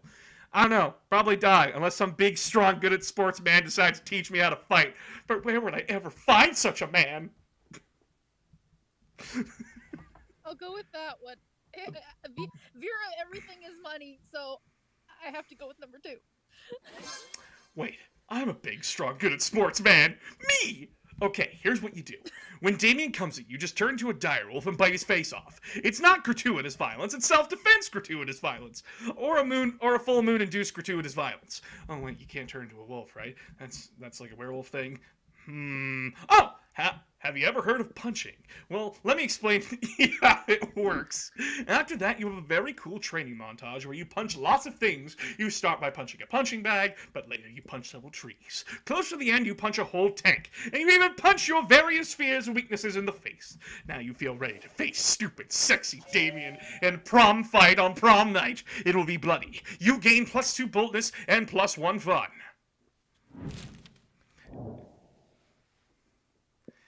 Who do you choose to go to prom with? That's my wolf boy. Scott. Give me Hey, Scott. Bob. Yes. Who do you... Damien, please, because I kind of What's up? Sure. Brian. Oh, You finally Luigi? pluck up your courage and... huh? Hello? For a second there, it froze on me. Oh, no. You finally pluck up your courage and ask your beloved to go to Monster Prom with you. Prom? Awesome, bro. Sure, why not? It sounds funny. There'll be so much hard partying that it'll count as a We're the workout. perfect team. Not gonna lie, that's kind of fucking adorable. Prom night was rad. You danced all night, and most of Scott's dance moves were basically workouts, so you ended up utterly exhausted. It wasn't your idea of getting all sweaty with Scott, but you're definitely getting closer. All right. Oh my. In your cockiest voice, you remind Damien the two of you have a date on prom night. Yeah, fucker, it's a date! Prom night arrives, and your brawl is even scheduled in the official prom promogram. A crowd is ready and waiting for your I fight. will tear you apart. Damn do you start fighting. All the advice proves useful, and you put up a hell of a good fight. Punch after punch, you start to see the thrill in Damien's eyes. He seems almost ecstatic to have found a worthy adversary. Deep down inside, you know violence is never the answer. Yet all the sweat and blood and physical contact is driving you crazy. Then, in the middle of the fight, that intense tango of violence, you stop making out. Apparently a good beating was the ultimate turn-on for Damien. How is that everything is told to me about sex when it comes to young people? People start leaving because apparently witnessing free violence is okay, but witnessing a very intense physical demonstration of love is somehow wrong. So you take your prom fight to the bathrooms. It turns out that somehow the sex is even more violent than the fight. Some of your ribs end up broken, but damn was it worth it! I both love and hate this ending. So, Brian, you're the best at high-fiving, and Damien, best at giving fierce makeovers. I got you a secret ending. Yes, you did. Those 2 weeks were maybe the most epic and absurd weeks of our lives. After the Monster Prom, we kept living our lives, falling in love, battling for friendship, and learning about who we were and who we could be. And you know what? Like it always does, life happened and it was wonderful. Damien found peace in the most unexpected way. He kept punching everything till one day he punched his anger to death. He's written a book about it. Scott turned out to be a genius and became the most renowned mathematician in the country. What? Just kidding, he became an athlete. Duh! He's still a bit of a simpleton, but as lovable and good-hearted as ever. Liam honed his most admirable skill and got a job with it. He now designs Montogram filters. For those 2 weeks, the Monster Prom seemed larger than life, and then it was gone, just like that. The battle for Monster Prom might have ended then, but there were plenty of battles left in that war called youth. But once again, we were young and unafraid. We were ready to start. So yeah, now we're going to see a montage of all the bullshit that every character got up to.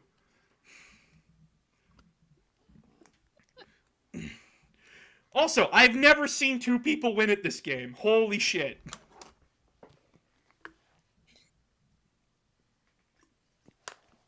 It happens sometimes.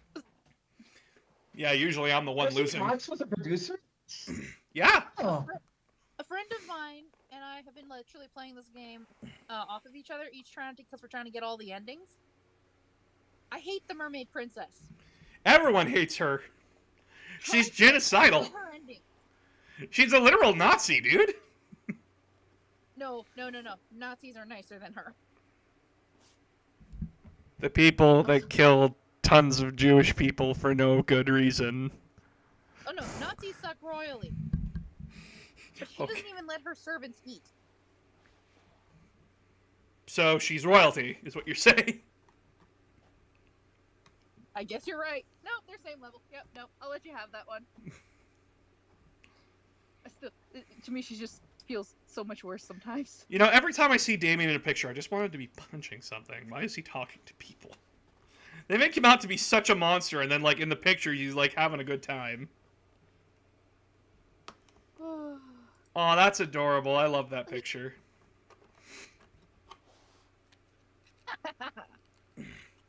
I'm ready to experiment with you.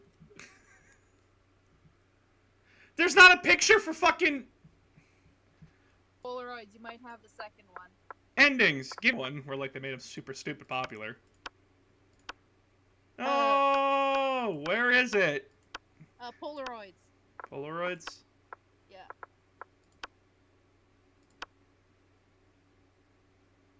Ah, there it is. No, that's a blue demon. Go down because you want to see green section. Oh, it didn't give you one. No, that was my first Scott. That was the first Scott playthrough on here. Shit. Well, that sucks. Yeah, because like green's right here, and I only have the Damien LeVay. That's so weird. Shit, dude. Totally pick Polaroids, you know. Shit. Well, that sucks. Also, like, best girls for me are Zoe and Polly. But yeah. Really hard. What did you guys think? I liked it. Is great. That was awesome. But I'll say this, when you read about this game in the store, it does not do it justice. It does not. I do want Monster Camp, but, like, money. Which, by the way, if you want to support me in any way, shape, or form, please go to the Patreon and donate. I do have some more things coming, including but not limited to, you requesting videos of me, seeing like a certain scenario that you want me to act out, and so on and so forth. I am basically your little plaything. For money. Because I am a whore. Yeah, but you're a level. But yes, anything else that you players would like to do?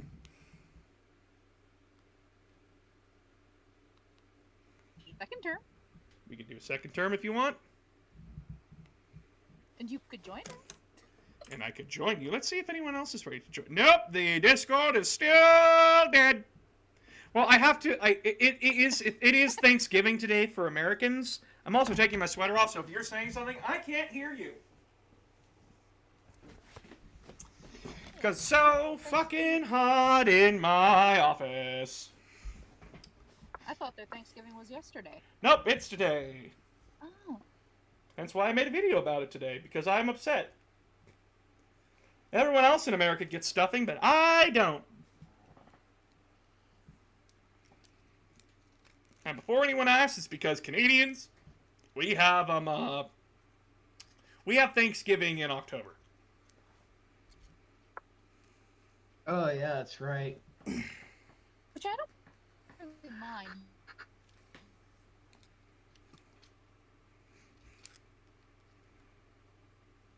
Alright, well, we'll play another round. We'll do 3 players this time. And we'll do the second turn. We're not doing a full game. No. That would be like hours. It's the same intro as before! Okay, which colors do you want now? Starting with Professor. I want to play Green Boy again. I like him. You want to be Brian again? Yeah, I want to be Brian. Brian! Is Brian your real name? Nope. Neko. Alright, I'll go with blue this time. You're going to be blue? Yes. What would you like to name yourself? Frankie? I get it! I don't get it!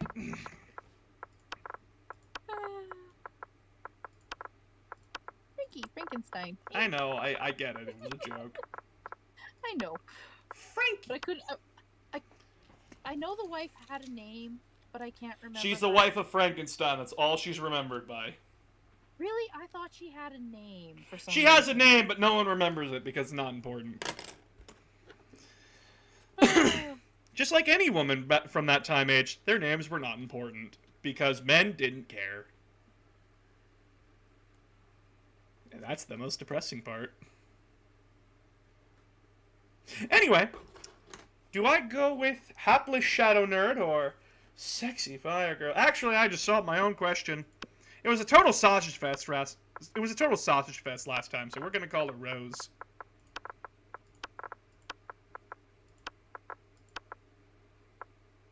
Light it up! And we had yet to experience its ultimate challenge, the Monster Prom.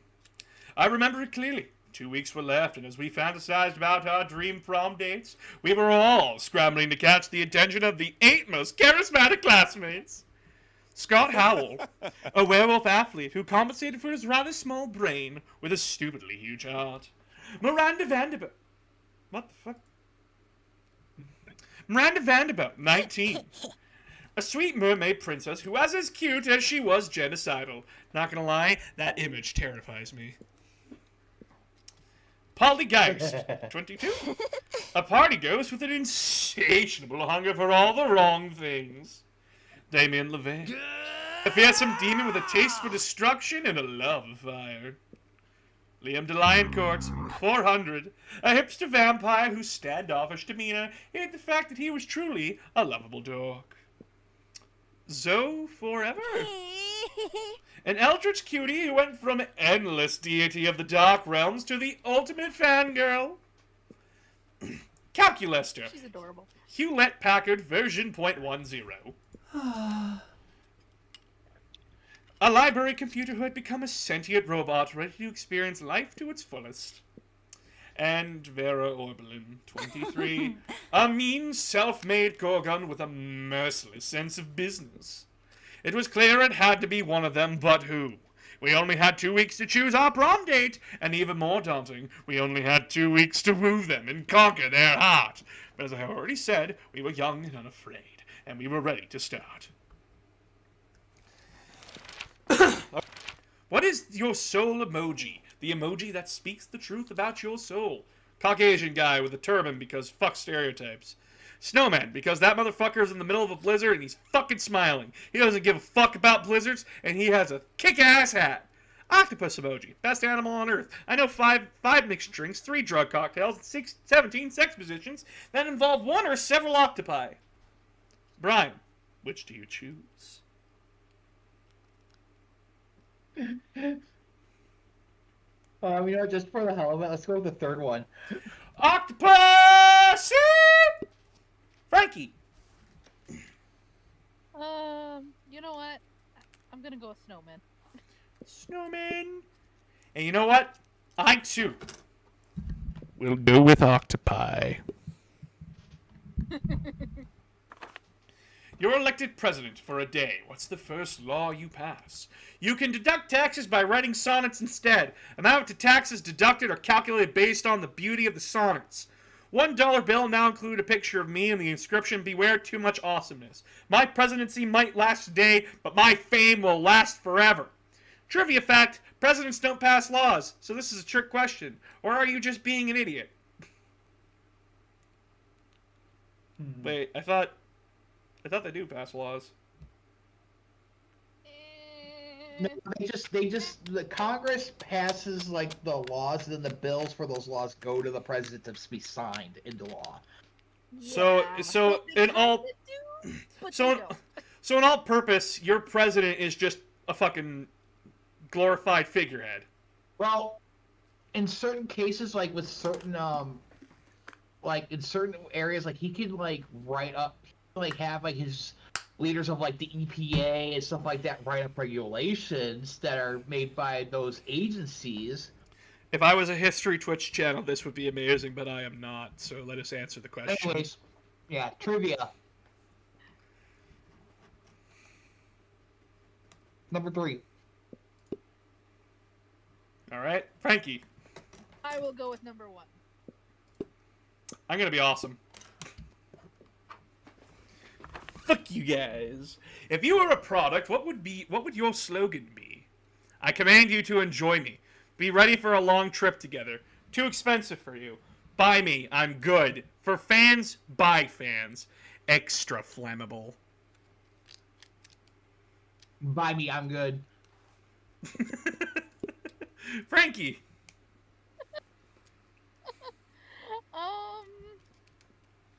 You ready for a trip together? Oh, someone did a thing. Too expensive for you. Your partner just gave you a cool gift for your anniversary, but you totally forgot!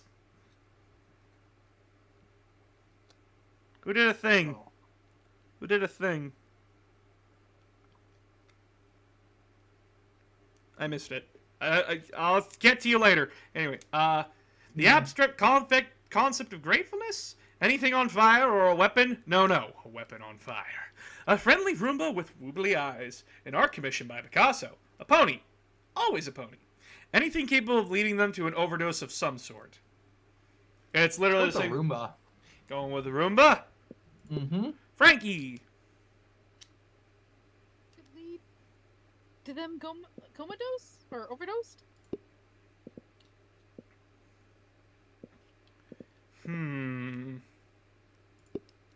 Fuck! Guess I'm going for Vera, boys! And girl. Sure. Brian, you are first on our list. Where do you want to go? Let's go to the library. No, I need it, but fuck.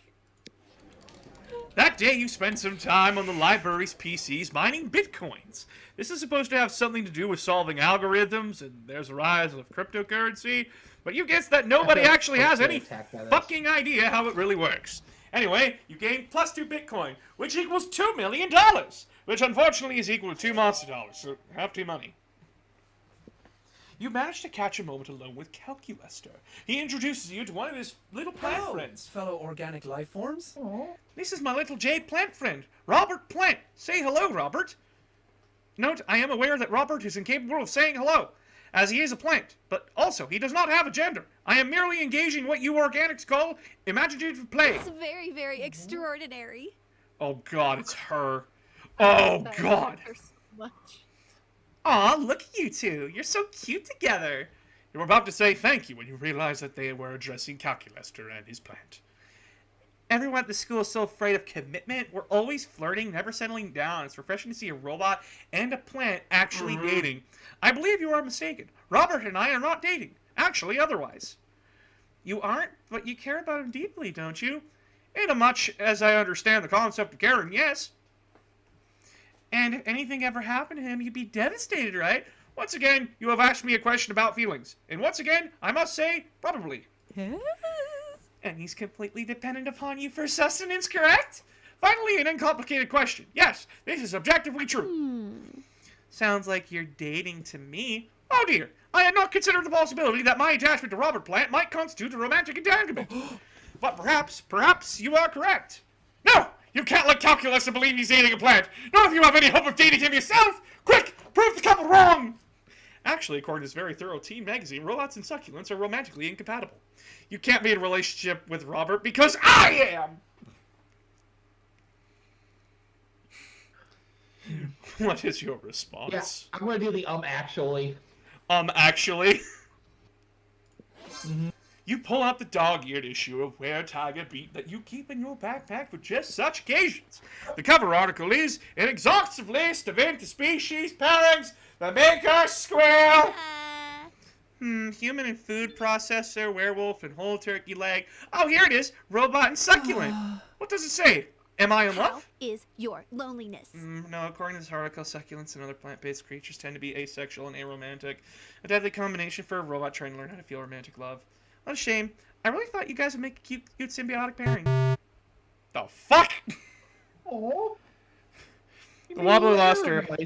How's it going? It's going good. Oh well, single again. Not for long, if you got anything to say about it. You gain +2 smarts and +1 charm. Let's go. Fuck, I'm broke. Where do you want to go, Frankie? All right. Oh God, my fun's that bad. Oh dear goodness, I need to go outside. That. Outdoors! That day, during recess, you start a half-hour rave that goes full crazy. 300 people, demons, fabric of reality, it's a rad party. Hey, boo. Hey, Frankie, darling, it's me, lovely fan favorite, Polly. You know, I wasn't always a ghost. Yeah, this is about to get real. Hear me out. I used to be alive, but I died with unfinished business. Now I gotta live forever like this until I finish it. And you might ask, what's your unfinished business, fan favorite, lovely Polly? I guess I can tell you. I never did a reverse Romanian Wilkinson. You know, sexually. Oh no. Oh, no. Don't get me wrong, I love being immortal and walking through walls and shit, but my soul will never truly rest until I do that freaky sex move. Oh, well! I've done that one loads of times. Just the same time and a place, and I'll reverse all over Romanian Wilkinson.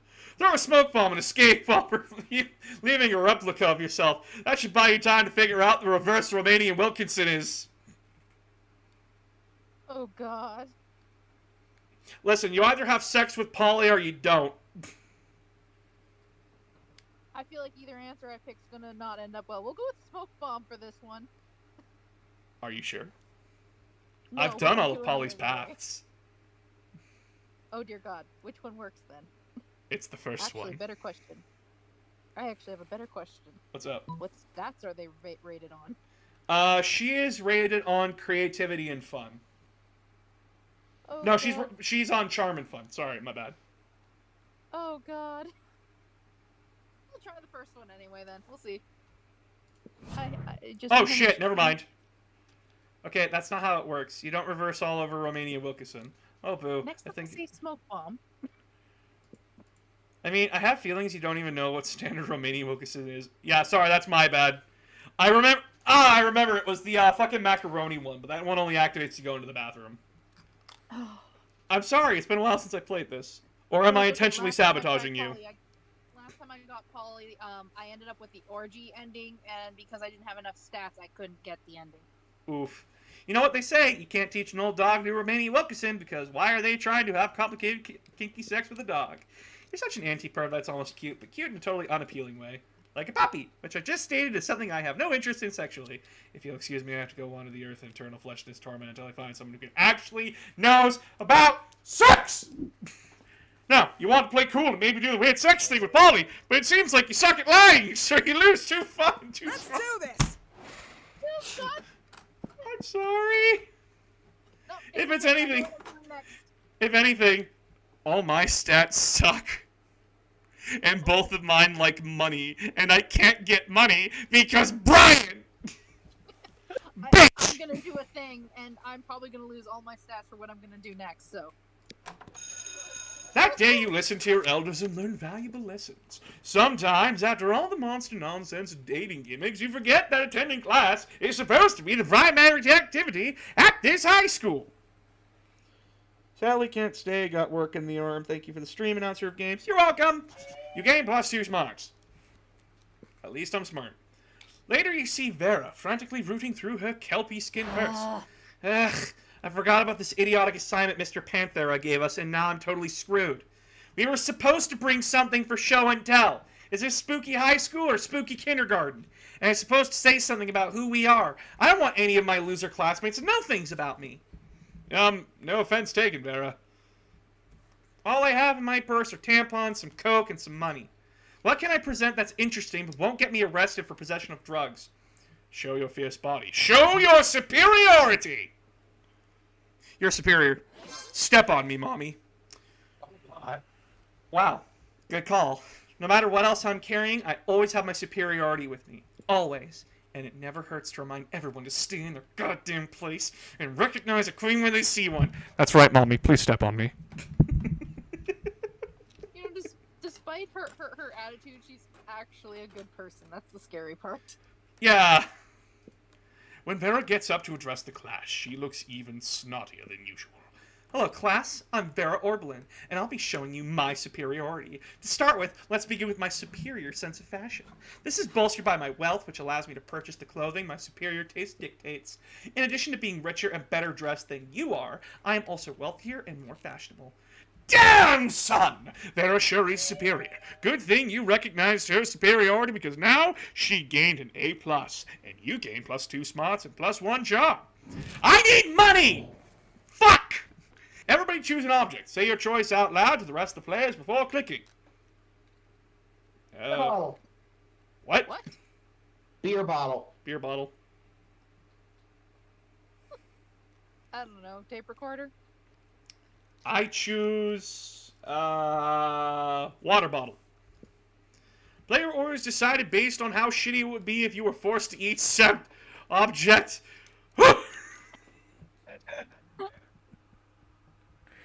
God. Someone trying to eat a tape recorder. Here's the thing. I don't want to eat glass. Here's the thing. Our problem here for us, Neko, is that we're eating plastic. He's eating glass.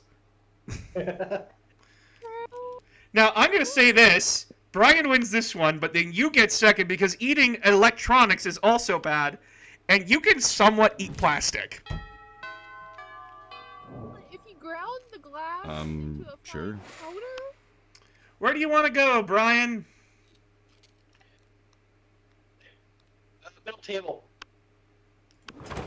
When you arrive at Scott and Calculus' table, Scott isn't there.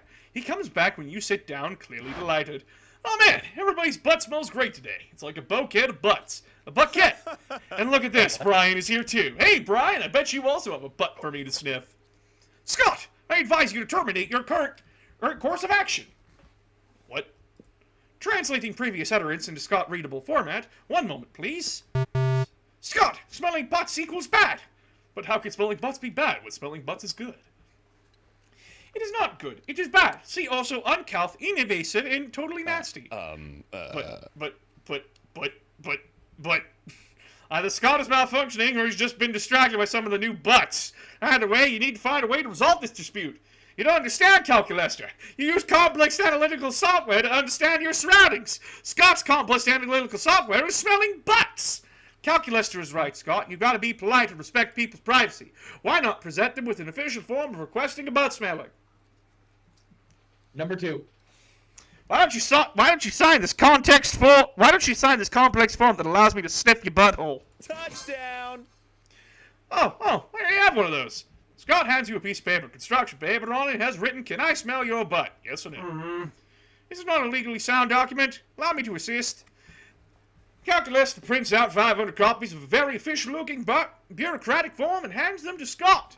He's clearly put some thought into this. Form A55, anal olfactory rendezvous request. Wow, it's even got a seal from the Bureau of Unilateral Touche Tasting. Do you see how, friend Scott? Bureaucracy can be fun. Yeah, I'm gonna go pass these out to everyone. With Scott gone, Calculus prints out a single copy of a different form and hands it to you. It's form ILU 6969. Nice. Romance escalation consent request. Nice. Let's go. Frankie, where would you like to go? All right. Send me over to Cat Lady there. Cat lady, you say?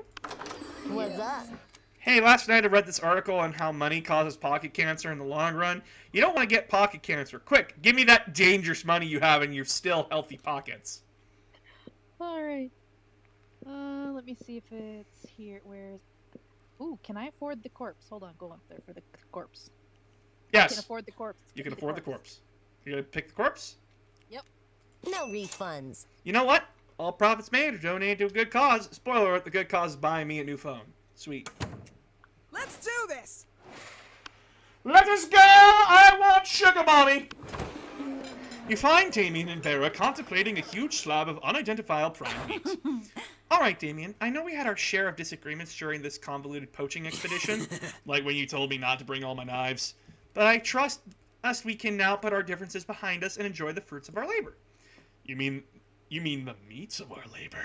Yes, together we will enjoy the raw, bloody cut meat of the symbol of our... Wait, raw and bloody? You mean we're not even going to try using it on fire? Of course I used fire. I specifically instructed Chef to prepare this meat while glancing briefly at a lit stove.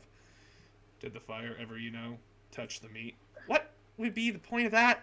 A cut this fine can be only eaten ultra rare. Like hell it can! You wait here while I get culinary flamethrower. Damien, please, let's be reasonable about this. What is reasonable? If we can't come to an agreement, let's appeal to an arbitrary third party. Rose will surely make the intelligent choice for us. Isn't that right? My word, the steak is too cooked already. Rub some ice on it and douse it in blood, quick! The only correct way to enjoy a steak is after its charred remains have been retrieved from a burning building. My word! We must make it medium well! Quite right. Someone turn off the heat. Get a frost wizard in here. Fetch me more blood from the blood bank. What the fuck? I'm not gonna eat a big chunk of raw meat. How am I supposed to ensure maximum suffering without fire? Oh darn. Guess I'm gonna have to enjoy this whole juicy steak by myself. Whatever. I'm gonna go burn down a burger joint and eat whatever survives a fire. Good for you, Damien. Live your best life. Vera slips you a thick stack of cash under the table. Unfortunately, she pays you in Vera bucks. More fortunately, your stack of Veribucks is redeemable for 4.5 minutes of intimate eye contact. Juicy. Everybody choose a song. Say your choice out loud for the rest of the players before clicking. I don't know music.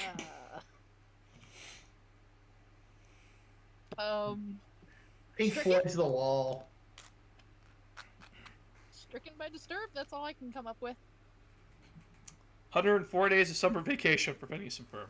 Player orders decide based on how plausible it would be for you to get an Amish community who have never heard before of commercial music super into the song. Nope, Fuck. that's not happening. And yours is too Pink Floyd. Stricken by Disturbed. Nope. Oh no, you're just another brick in the wall. Gotta love that random button. Shit, dude. Sure. All right, Brian, where do you want to go? I just tried to click on the Discord stream. Let's go to class. You're going to be going to the shop. Yep. Show me that money. Let's face it, you're probably going to end up losing your money in some stupid way anyway. Why not spend it here first? It's called just being smart. Too poor, too poor. So, you have the options of a laptop, Okay. Here's a book, there's glasses, there's a snake with a sword. There's Hype Station, Creativity.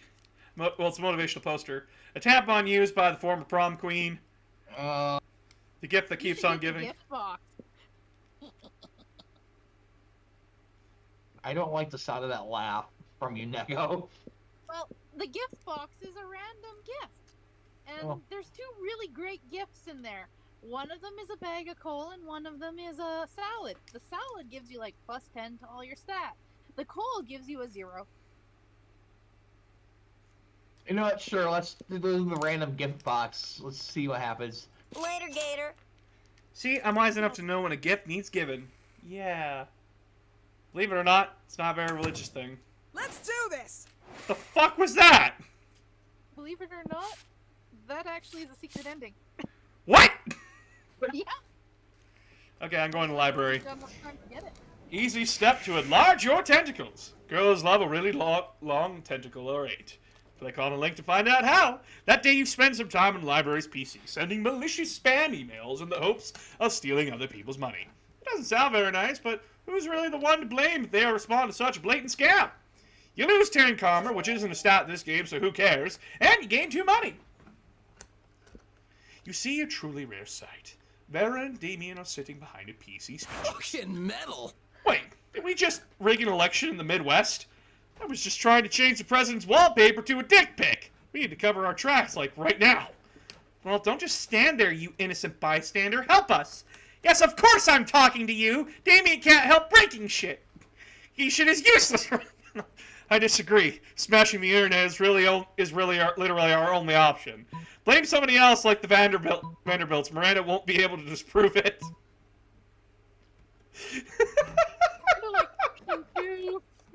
What the fuck do I do? I personally would like option 2, but that's my opinion. Fuck it, I'm cheating. I'm looking at a walkthrough. I refuse to lose to this bitch again. Just remember, whichever one you pick has to be like the higher stat. I know. This sucks.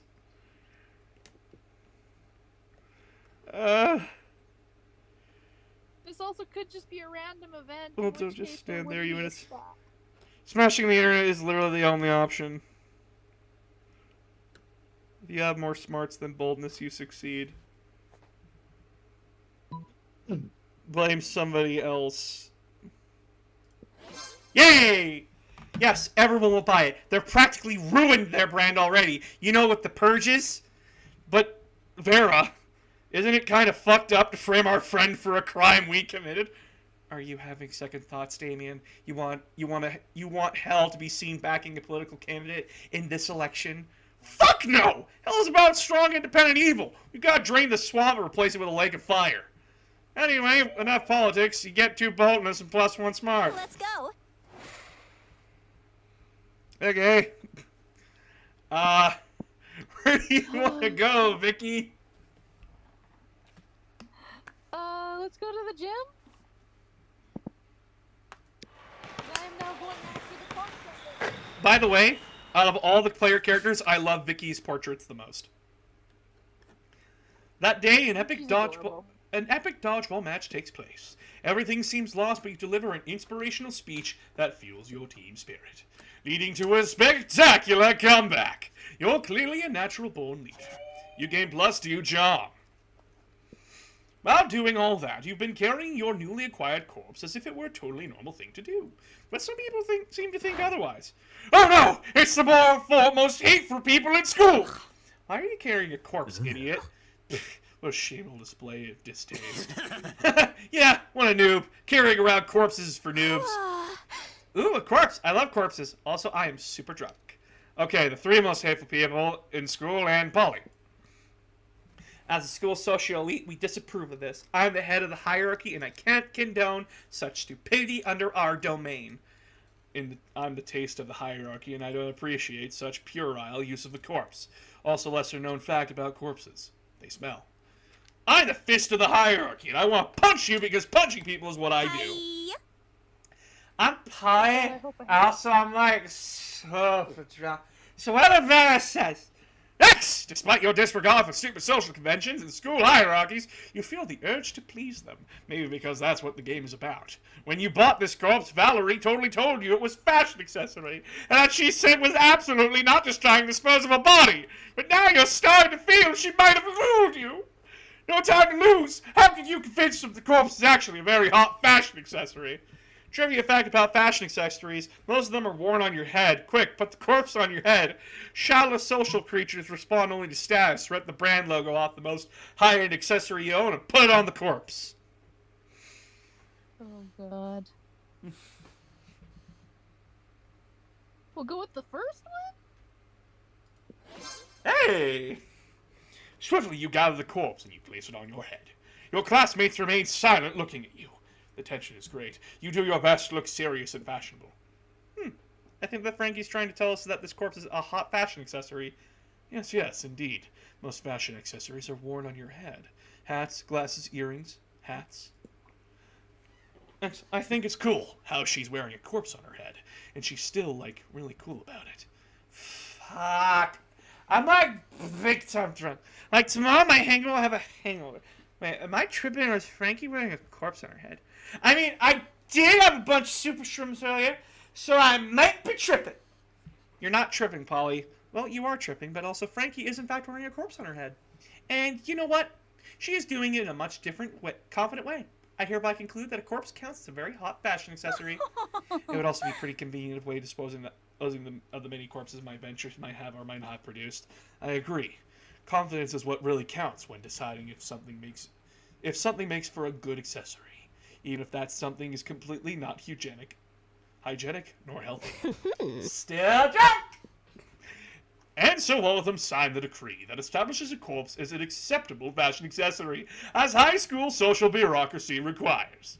Today is a bright day to have a corpse in your possession. You gain +2 charm and +1 smarts.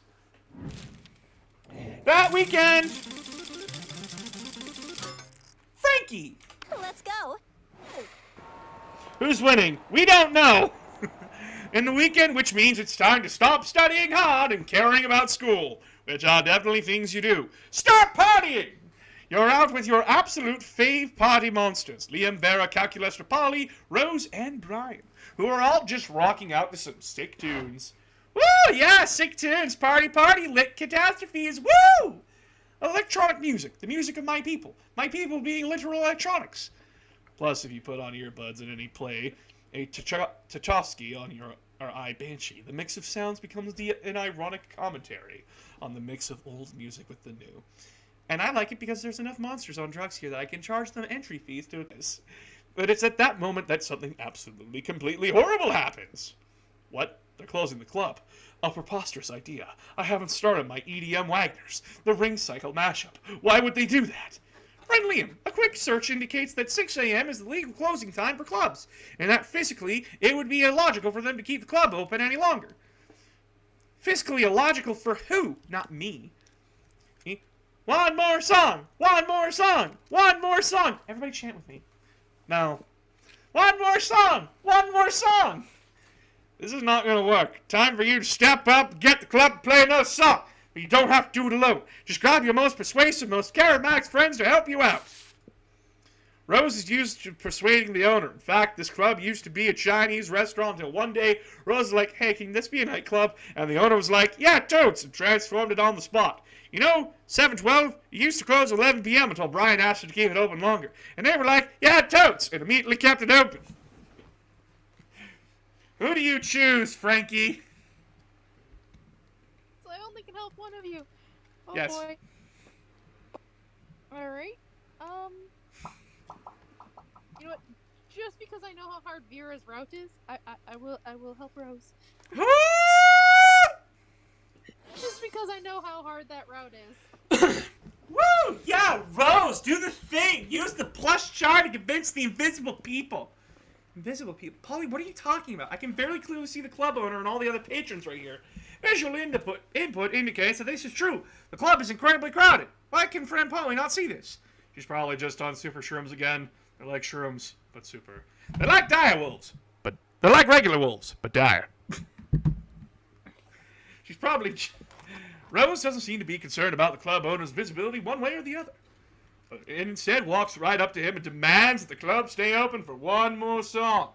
The club owner concedes, and since he is a many-headed hydra, he admits that he has never had someone make such a ballsy demand right to his face.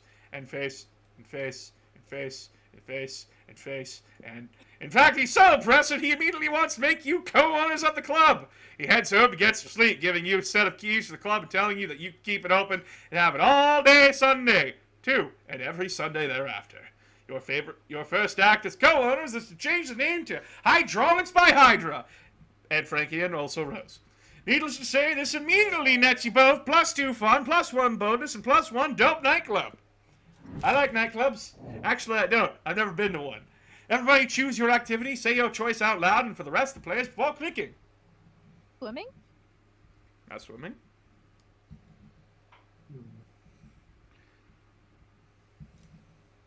Coding. I choose painting, because I paint. Player roles decided based on how silly it would be if the next hottest dance move among millennials is based on mimicking this activity. Oh, God. Well, mine's out because that's already happened once. Just imagining a guy standing on the dance floor just, like, wiggling his fingers midair like he's typing. Oh, God. Mine would be like a more sophisticated dance, wouldn't it? Hi, announcer. Hi, Farva. Isn't there that dance that's, what is it called, Cypher or something, where they actually use their hands? I have no idea. No clue. Or Chat! or something Chat, like that. help us! What is better? What is more funnier? The dance of painting figurines or the dance of coding? Swimming totally loses.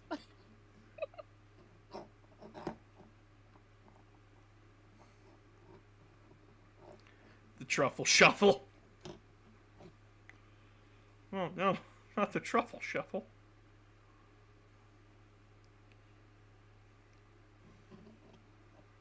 Chat, help. Chat. Chat's gone quiet on you. Chat has gone completely quiet on us all night. And everybody on the YouTube chat is gone. Oh no, we're screwed. Fuck! We are screwed. Coding. Oh my god! Someone from the YouTube chat said coding. Thank you, Shutter. You beautiful, beautiful person. There's got to be more than me. Everybody says coding. So, Brian, Rose, Frankie. Yay! We're back at it again. Where do you Sure. want to go, Brian? Library. No, please! I need money! Please, I'm begging you. I need the money. All of it. Are you dead set on the library? Dude, you can go anywhere if you end up with the other ending. Oh, okay. Yeah. I'll go to the bathroom then. You go to the bathroom? Why not? That day you skip class and just hang out in the bathrooms because you respect no authority. I guess some people just want to watch the world burn. By skipping class and hanging out in the bathrooms, you give 0 shits but gain +2 boldness. You intrigued by your new little toy when you feel the temperature oddly rising. Are you catching a What's fever up? or is it?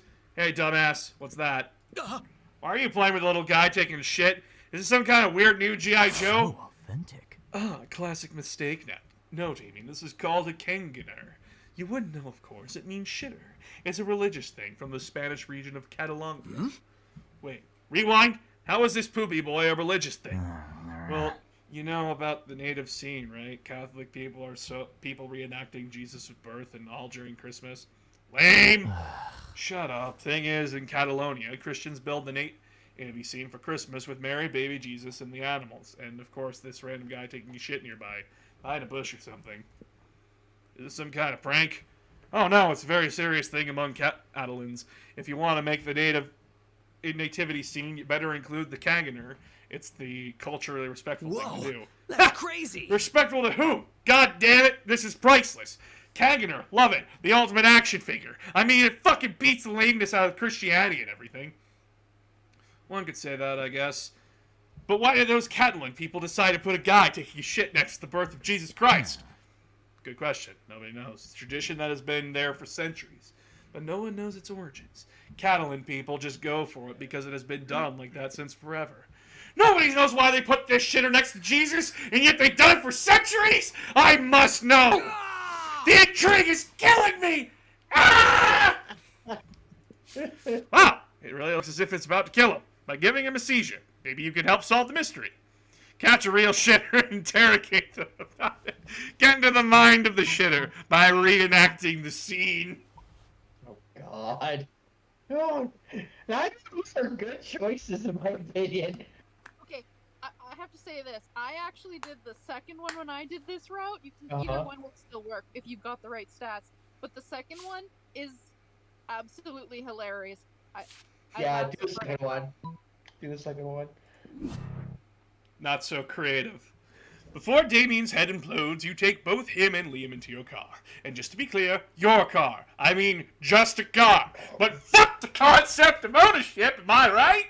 You drive into a near hospital and start looking for a place for pregnant women to give birth to. Usually babies. What are we doing again? Don't know, it seems like another Brian's foolproof plans. Sure. You enter a random hospital room, which shockingly does not happen to coincidentally contain a woman giving birth to a baby, but rather just an old man. You excuse yourself, telling the old man you were just trying to poop in front of a woman in labor. You're about to leave, but the man stops you. Wait, young man. Actually, my dying wish is to witness a young person pooping in a bush, and as you were here on such a similar endeavor, you have no words for this. You heard the man, Brian. Are you going to deny him his last wish? What a douchebag. Yes, what a conundrum. If you refuse the old man's last wish, we will despise you for being so rude. But if you agree to it, well, the whole thing won't exactly make us fall in love with you. Please, young man, this is for peer research. I can't explain right now. Look, while you're arguing with your friends, I placed a bush next to you in my bed. You just need a bush that's very inviting for you to poop. The man prepared to bullshit all, for God's sakes. Go and poop in it like any sensible person would do. You have done worse than this, so why not? Also, the bush actually is very inviting for you to poop in. Whatever. Look at Brian, fulfilling the old man's last wish. It is so noble, yet I think I can never feel attracted to him again. Indeed. Also, we solved nothing about the Kanganar. At least he helped this poor soul who's dying from... Wait, here it says this old man is here because he sprained his ankle. See ya. Too late. Let's Brian finish his poop and lose our respect forever. As so you do, you also lose 2 Farm and Chum. Let's do this! Oh. What is this, sis fart? This is Monster Prom. So much worse than pooping in front of the pregnant lady. Are you just fucked with this route? I think I might be, yeah. Is this just a route where he's gonna have to, like, choose to himself to go to prom with? Yeah, you'd have to choose himself. Okay. Yeah, no, It's okay, I'm used to it. Oh, no. Library. That day you spend some time on the library's PCs managing your star sticker. You deceive lots of people with a sensationalist video and impossible promises. Nice! You gain 10,000 money, but also almost everything goes to cover the cost and you keep only $2. Fuck!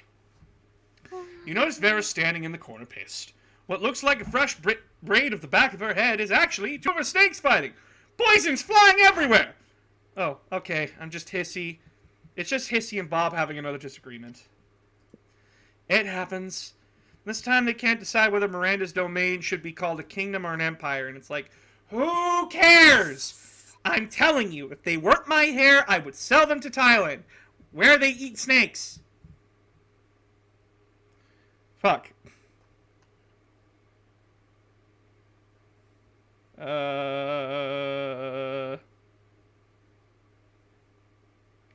think the smart one's the second one. I'm looking at a guide because I really don't want to fail this one again. I just know I ended up picking the second one. Did it work? Worked for me, and I can't remember though if it was based off smart or because like my fear is if it's based off creativity, you're screwed. Fuck!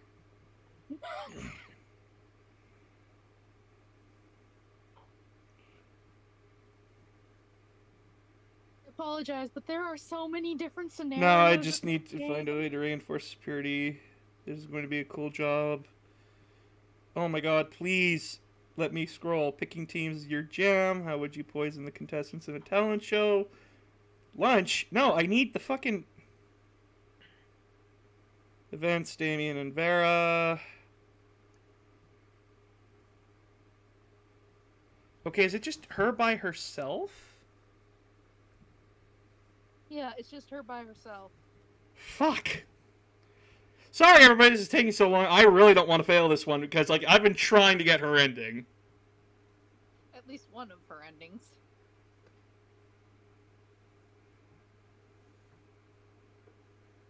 So far, I think you've had nothing but random encounters with her. Yep.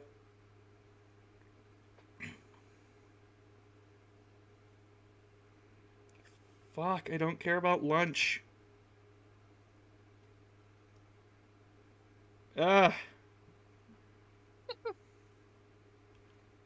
Scott and Vera, dates. No, not dates.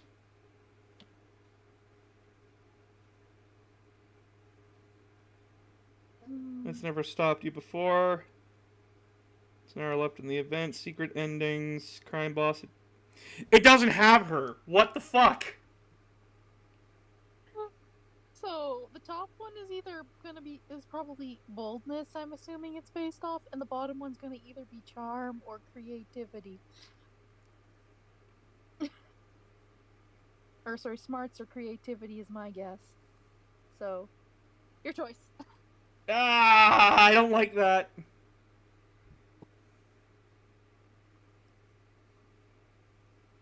Believe in you?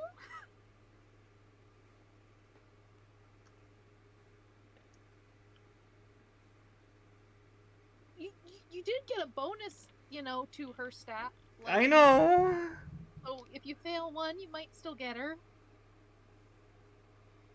If I fail one, I'm gonna be like freaking out the rest of the game. Just don't fail twice. Oh.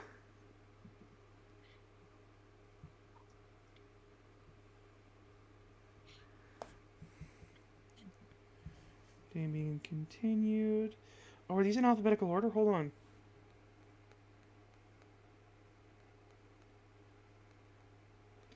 Hold on, I'm looking for something. Holy shit! These are in alphabetical! Vera! Hot snake mother! Give me!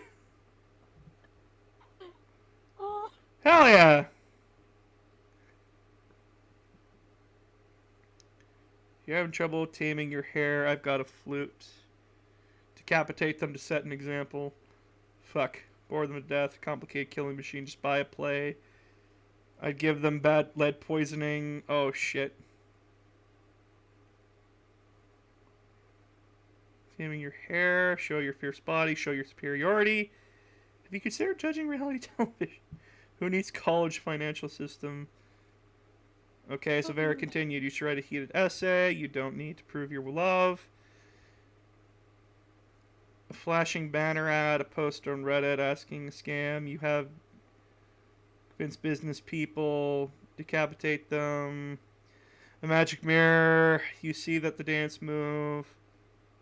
Go for the burn. Destroy the life. Photoshop. Threaten to defeat a damsel to the sea. Easy will just never told. Oh, for fuck's sakes! I just want the answer! Why don't we ask the coven? Fuck! Differentiate yourself. Ah! Motherfucker! Okay! Hey! That was literally a fucking guess! at least you got it, though. At least I got it! Haha! Fuck you guys! Why, of course, I'd forgotten how testy snakes can become without gainful employment. It's all in the best-selling book, Snakes in Suits. But come to think of it, my snakes already do have jobs. They're just not doing them. Bob, where's the report on Portugal? Are they at war yet? Hissy, have you poisoned the school's water supply like I asked? No? Then how am I supposed to sell water to Miranda's family? You think it's easy selling water to mermaids? Hissy and Bob pull out cell phones and stop making calls. You don't know which impresses you more. Bear's managerial skills, or the fact that her snakes can use cell phones without thumbs. Either way, you gain +2 creativity and +1 smarts. Let's go. Woo! Baby! Where do you want to go, Frankie? Did it? All right. Let's attempt to bring up my fun again.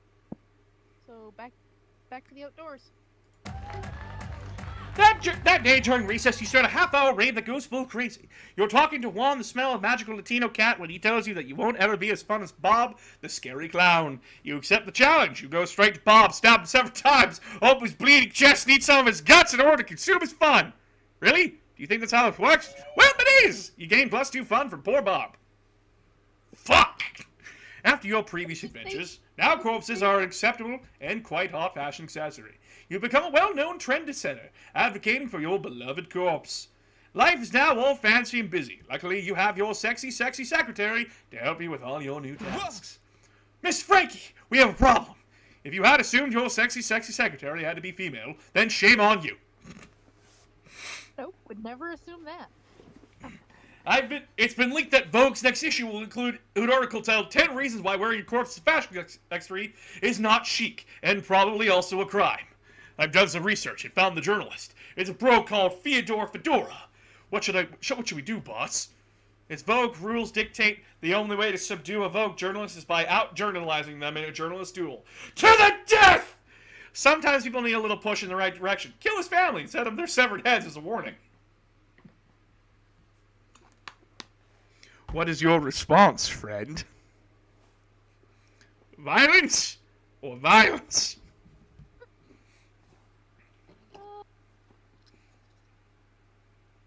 Let's go with the first one. To the death! Hey! Oh, cool. To the death. Yeah, because duels to the death never go out of fashion. Let me choose the best outfit for your duel, boss. And so you engage in a journalism duel with Fyodor Fedora. To out-journalist Fedora, you write an article titled 10 Reasons Why Wearing a Fedora is Not Cool and Definitely a Crime. It's a very eye-opening article that reflects on the social circumstances during the 20th century that destroyed the fedora's popularity as a symbol of masculine fashion. Vogue's board of executive editors fires Fedora, claiming, now we clearly see it is not in Vogue's best interest to keep someone who wears fedoras. Also, the fact that he just lost a duel to the death makes us believe he is not a safe bet in the long term for this company. And no, they're right. Your article is so good that you are a Pulitzer, which you totally used to bash Fedora's head into a bowl. Hooray for murder, boss! Yes, to murder, but for all the right reasons. Also, Vogue publishes your article, and Fedora's become so uncool that it actually fuels the sale of a corpse as a fashionable alternative to them.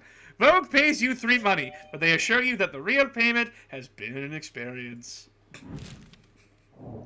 To any and all of my interns, I am so sorry. Everybody choose a part of their body. Say your choice out loud to the rest of the players before clicking penis! Took it right out of my mouth. Yeah, fuck you. You gotta choose a different body part. Alright. Butthole. Let's just go with finger. What? Fingernail. A nail. The nail? Okay. Players decide based on how bearable it would be to live from now on with an extra unit of that part of your body attached to your forehead. Oh no! Hey boss, you're a dickhead now, aren't you? At least I don't shit from my own skull. I think mine is definitely the most bearable. Woot! Yeah, I'm gonna say that having a horn for a head on your forehead would be amazing. You would literally be hanging brain. Oh my god. Okay, I think we'll go random for the last two. Oh shit, no, that goes... No! Fuck! I thought that would random the last two. Shit. Sorry, Ted. That was a good laugh, thank you. Where do you want to go, Brian? Gonna go by the robot. Yeah, calculator. Friend Paulina, please correct me if I have misunderstood, as I am still new to these customs. But is it my understanding that if the cafeteria is designated for the consumption of calories by those organic beings who need them to live, Heck yeah! And these tables are put up for aforementioned calories in order to be consumed. You got it, little robot buddy. But you seem to be dancing on top of this table, therefore preventing your fellow students from using it for a designated function. Nailed it! And you are encouraging other students to do the same as confetti rains down from the ceiling and multiple disco balls flash blindingly. And your music is very loud, which is why you are shouting over it. Boom! See? You understand way more than you think. You are crushing it! Like I'm crushing this rave. But from my understanding, the outdoors location is designated for raves and cafeterias for food consumption. Disrupting the ability to consume food in a space designated for food consumption is not very nice, and I believe you should stop. Well, I believe that's lame and dumb, and I can't stop. And I won't stop partying, so I'm just going to keep partying. I'm straining my voice. They seem to be at a standstill. It does take a lot out of you. They seem to be at a standstill. Time to step in and turn the tide. Polly should keep raving. Calculaster, the raw intensity of this rave is powering the whole cafeteria by itself. Renewable energy, bitches! Calculaster is right. We all know you're about throwing parties as ridiculous places. So why not find someplace even more ridiculous? Take this rave to Narnia. Oh no. Where do you go? Brian? Man who shot in front of an old man who sprained his leg? Gosh, oh God. I mean, typically you're supposed to agree with your crush. Yes. But yeah, we'll just go ahead and agree with Calculaster.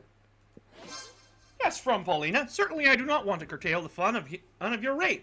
But perhaps if you could enjoy yourself just as much somewhere which does not disturb our classmates. Seriously? That's it. That's enough. Everyone stop. Cut the lights. Cut the music. Take your damn hands off that piano, Justin. This party just got shut down. Paulina, I apologize. I do not mean to ruin your fun, because it's headed to Narnia! Woo! Follow me through the wardrobe, fam! Well, Brian, that was quite a brilliant solution. You must be one of the few monsters here who have to pay attention in class and gain smarts. Launching sequence, sincere gratitude. Ooh, thank you. It seems you have brought us quite a bit of time while the Paulina parties in Narnia. Sup, bitches, I'm back from Narnia. Have you missed me at these past years? You were gone for 12 seconds and 8 nanoseconds, according to my clock. Did you dum-dums forget how Narnia works? I just became queen and ruled for 20 years and then burned that shit to the ground with the dopest party ever. It was so bomb. That or I'm just super high on these super shrooms and I just tripped very hard and had 20-year-long specific hallucination for the last 12 seconds. Who the fuck knows when it comes to super shrooms? Hey, it was fun while it lasted, and Calculus just still seems pleased. So go ahead and count it as a win. We will, stat-wise. Let's do this. Bring me to good step on me, mommy. You approach Liam and Vera at their table, but before you can sit down, Vera holds up a hand. Pathetic. Stop! This is a cool people table where only cool people are allowed. So mainstream. I would agree with that, Vera just said, but agreeing is something only uncool people do. Wouldn't you agree, Vera? Nice try, Liam, but I think we're getting away from the point. This interloper still wants to sit with us. Well, if she wants to sit with us, she is going to have to prove she is as cool as we are. But without it, like, trying to prove it, trying is so uncool. So, what's it gonna be? Well, I guess I'll be going then, because there's no way that anyone could ever be as cool as Liam. Let me ask you this. Would an uncurled person be giving Vera 50 monster dollars right now? Okay, you're cool. What? Money can't buy coolness. Really? Let me consult my list of things money can buy! Let's see. Ore, organs, obedience, and there it is! Coolness. Why is coolness in the O section of your list? Because it's not a real list. I pretend there's a list in order to fuck with you. Okay, that's pretty cool. Speaking of cool, while I can't currently accept cash for campaign finance reasons, I will remember this favorably in the future. Oh, Perhaps not I'll call bad. you later for other favors. She's gonna have me bury a fucking corpse, isn't she? One of her many goddamn hits. You hope those favors are sexual in nature, but you don't say that because that is a not cool thing to say. Let's go. Where do we go, Frankie?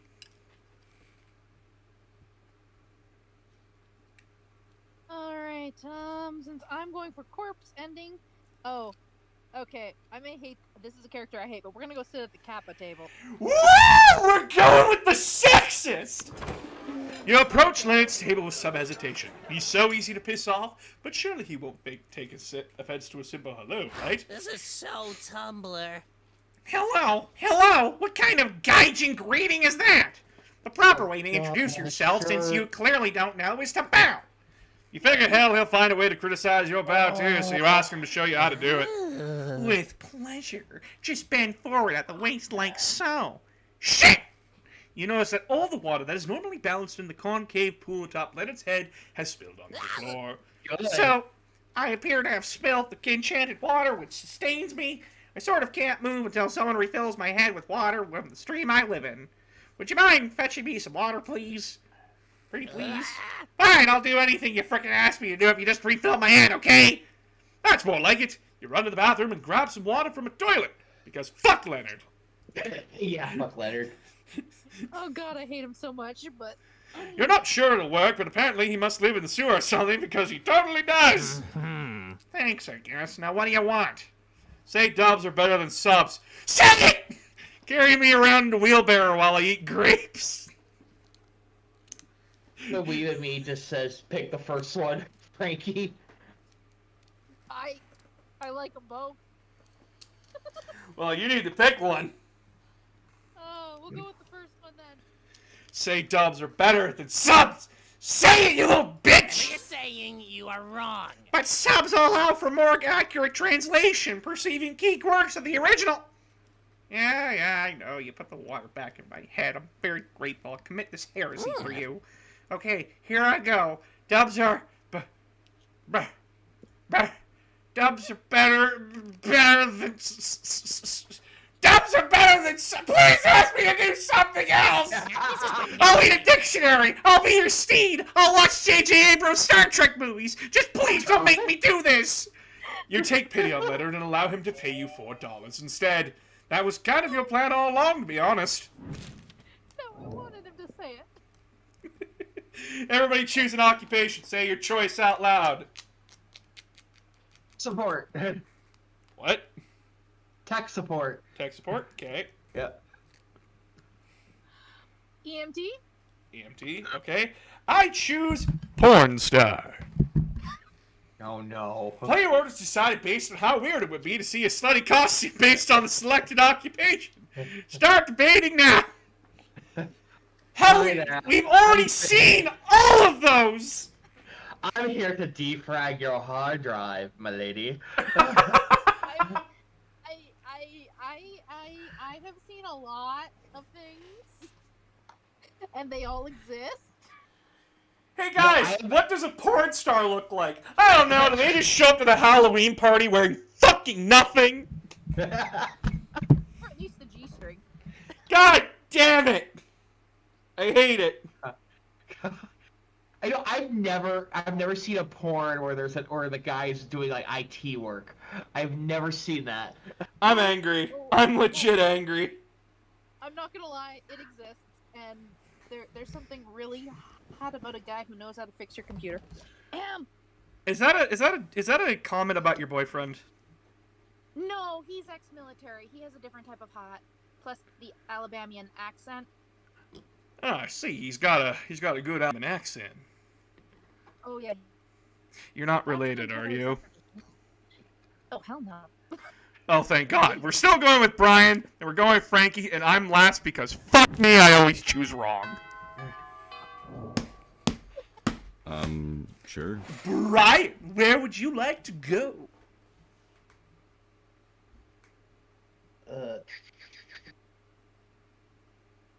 Please don't pick the library, I need it.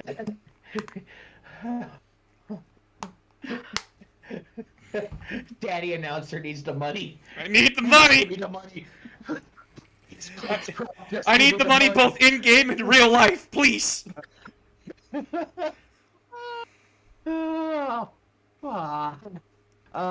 Let's do class. That day you learn a ton of spells that are all as cool as they are seemingly useless. A spell to renew stickiness. A spell to turn chocolate and vanilla ice cream to vanilla and chocolate ice cream. A spell to gain +2 smarts. You actually use that last spell and you gain +2 smarts. Afterwards, Calculus manages to catch you alone. You can tell he's nervous because he prints out a piece of paper that says, "I am nervous," from his crotch. Farewell. Hello, friend Brian. I have recently completed an inventory of my feelings repository and found numerous romantic feelings for you. I am having trouble interpreting these feelings. Are they good? Are they bad? Is your love a virus? I do not know. However, I have determined that the best way to find out for sure is to confront you directly. Would you like to go on a date with me? Yes or no? You immediately shout why, so loud that passing students think you're having an existential crisis. I am happy. Emotion found. Pleased, however, due to lack of amorous experience on my part, I must rely on you to choose our date. Perhaps something that helps to eliminate the monster condition? I love to be around organics to do ordinary organic things. You know just the thing.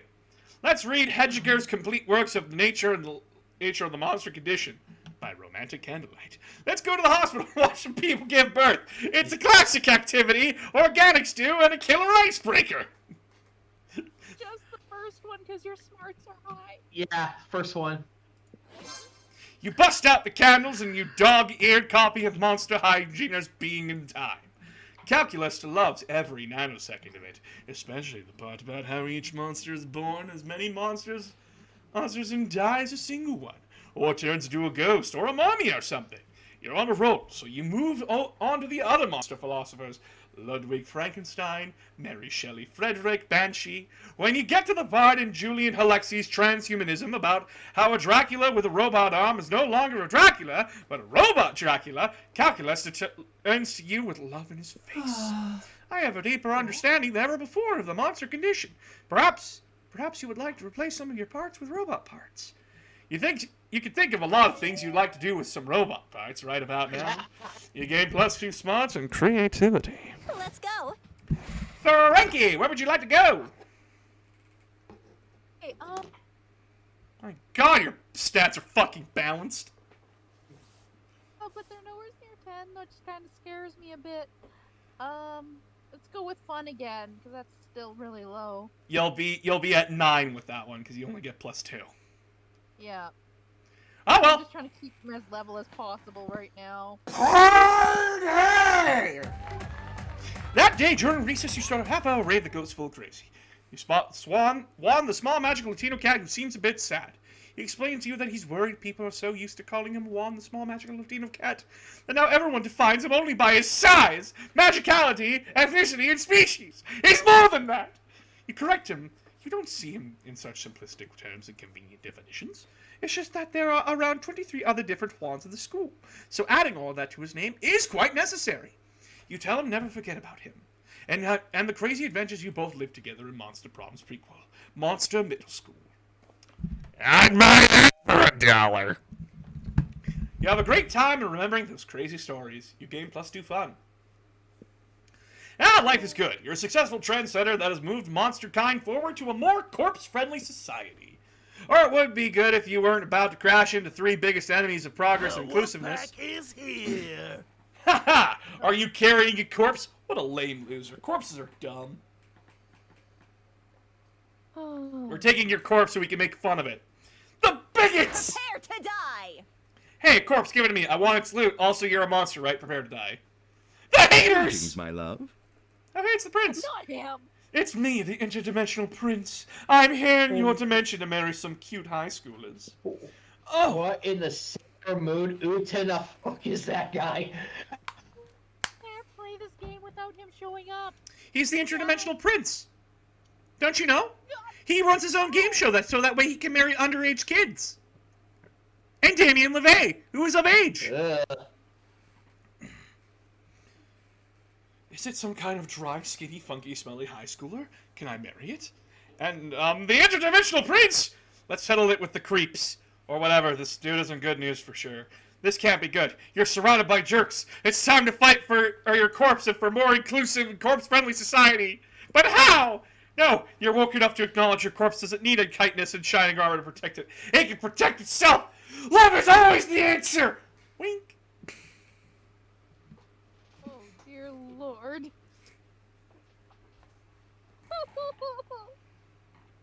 Let's go with number 2. It's the funnest. It's always the answer! Oh, so charming. It's true. We're bigots not because we avoid critical thinking and never listen to other people's opinions. It's because we don't have love in our lives. Yes, it's the same for me. I prey on monsters not because I have a narrow-minded and unhealthy way to cope with the disappearance of my brother or my dark and scarred backstory. It's because I don't have love in my life either. And I actually never said anything against this corpse. I'm quite excited about the possibility of marrying it. I'm all for love, especially my love for fooling people into marriage without proper consent, which is the purest kind of love. Yeah.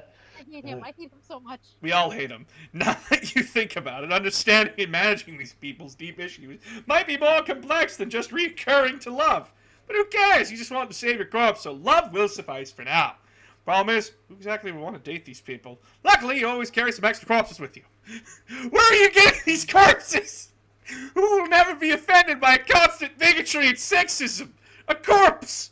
Who won't mind dating someone with intense anger issues and a thirst for blood? A corpse! Who would be okay with being fooled into marriage without even proper consent? A corpse! And so you gotta give corpses to all of them. You can feel the weight of how wrong all this is, but meh. At least they'll leave you alone until they grow tired of their corpses, which probably won't be ideal love partners. You're again alone with your corpse. You ask yourself, is it really that bad dating a corpse? Spoiler alert, it is.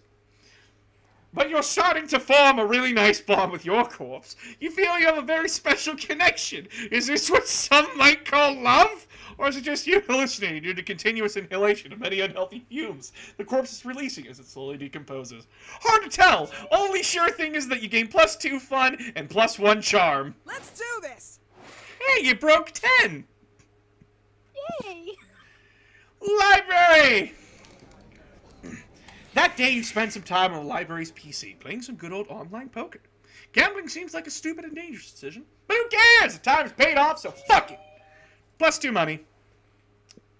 You turn around to find Bear staring at you. This often happens, but for some reason, not a death stare at this time. She actually looks kind of happy to see you. Weird! You decide to do what you do best. Push your luck! Finally, if you'd taken any longer to come over, I would have had to have my minions drag you here. Listen, my date for tonight is unexpectedly eaten by vultures. Totally not my fault. Anyway, I need to fill a slot somehow, and I thought maybe you could recommend one of your more attractive friends. Just kidding, darling. You're not half bad. But seriously, meet me at the Thousand Arms at 9:15 p.m., or the vultures will eat you twice today. Did Vera just ask you on a date? She did! This is like Christmas in whatever damn month it is right now. But if you don't want this to be more than just a one-time thing, you best come up with an incredible dinner gift you have to win her over. Fuck! What do I do? Fabulous over heads of her greatest enemies. Oh dear goodness. There was a date thing in this guide! Guide, save me! 5 hours later. Prom queen ending, crime boss advisor, don't care. Dates. Best come up with an incredible dinner gift to win her over. A magic mirror that will always tell you how fabulous she looks. If you have more wealth than boldness, you succeed. Money! A magic mirror! Yeah, baby! You hop on over to Ye Old Magic Mirror Shop and pick out their choicest products that flatterize her. Not only does this thing pay compliments, it also GPS locates prettier people so you can have them kidnapped/executed at your convenience. You present it to Vera at dinner with a dramatic flourish. Her eyes, the eyes of all of her snakes, light up. Well, you shouldn't have. Literally, you shouldn't have, because now you're an accessory to all the killings I'm going to order with this thing. She's technically right about that, but luckily she can afford good looks. The Monster Prom! Who are you going with there, buddy? Calculus. My god, you're intelligent. My name is Calculester. Frankie! Myself! Yay! Ask none of them! Please don't deny me, Mommy. Hey, you. Please? Please? You've literally Sure. gotten good every round. She has to give you a yes. Just because you get good every round doesn't mean shit. You finally pluck up your courage to ask your beloved to go to the Monster Prom with you. Oh, going to prom together? Error! I mean, low battery. Critical levels can't respond to awkward question. Shutting down. Error. Beep boop. Error. The shame of your constant Error. failures was so great that you secluded yourself in your room for years and officially started dating your own pillow. And Oh. waifu life forever. Let's do this!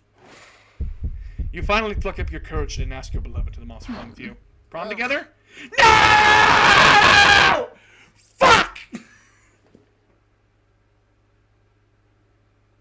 I reacted too soon! Hi, Levy. I reacted too soon. See? There you have it. I can do it myself. And I dare you to decline my proposal, sweetheart. There are Oberlin places The to world win. is ours to take. Yeah, baby! Congratulations! I got Snake Mommy to step on me! Oh god. You got the regular ending. Congrats! Woo! Prom night was great. Vera showed interest in your career goals, and then she told you about hers. The passionate way she talked about it was equal parts scary and beautiful. So you used your best trick yet. You listened to Karen sincerely. When the night was over, she kissed you goodbye on the cheek. The way she looked at you afterwards petrified you a bit. And you're sure it wasn't her Gorgon powers, but the knowledge that a new adventure seemed to be awaiting you. Let's go. You asked nobody. It is! You bring a corpse to prom. What a whimsical evening. And nobody judges you. Mostly because everybody's doing their own fucked up stuff. So you get to date a corpse. Still, that doesn't make it less wrong. For today, you romance a corpse. Maybe tomorrow, you romance a sentient being who really can love you back. Baby steps. No. I think... Hey, I think.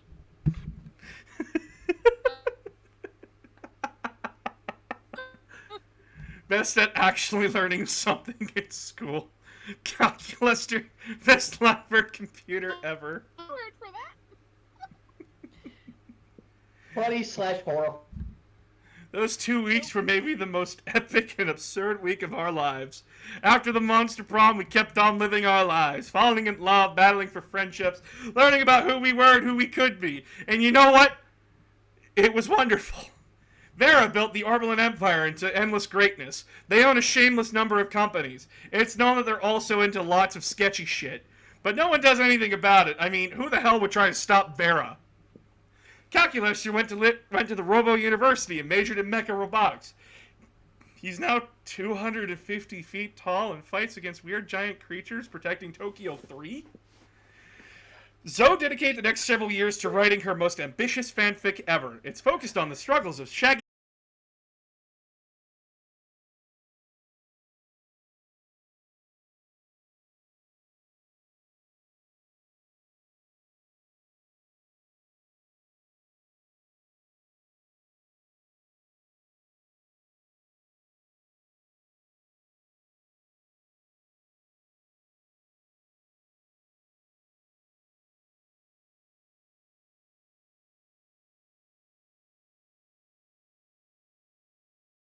Don't be laughing, but it happens. Well, it's back now, but fuck. I don't know what happened. Oh, all of a sudden it said you were on something completely different according to Steam anyway. Yeah, well, it died. Oh, hey! Aww.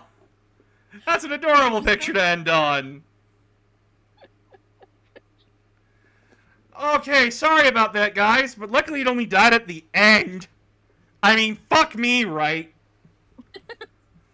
Well, it happens. It happens. So yeah, stream's not dead, people. It just... shit happens. Sorry about that.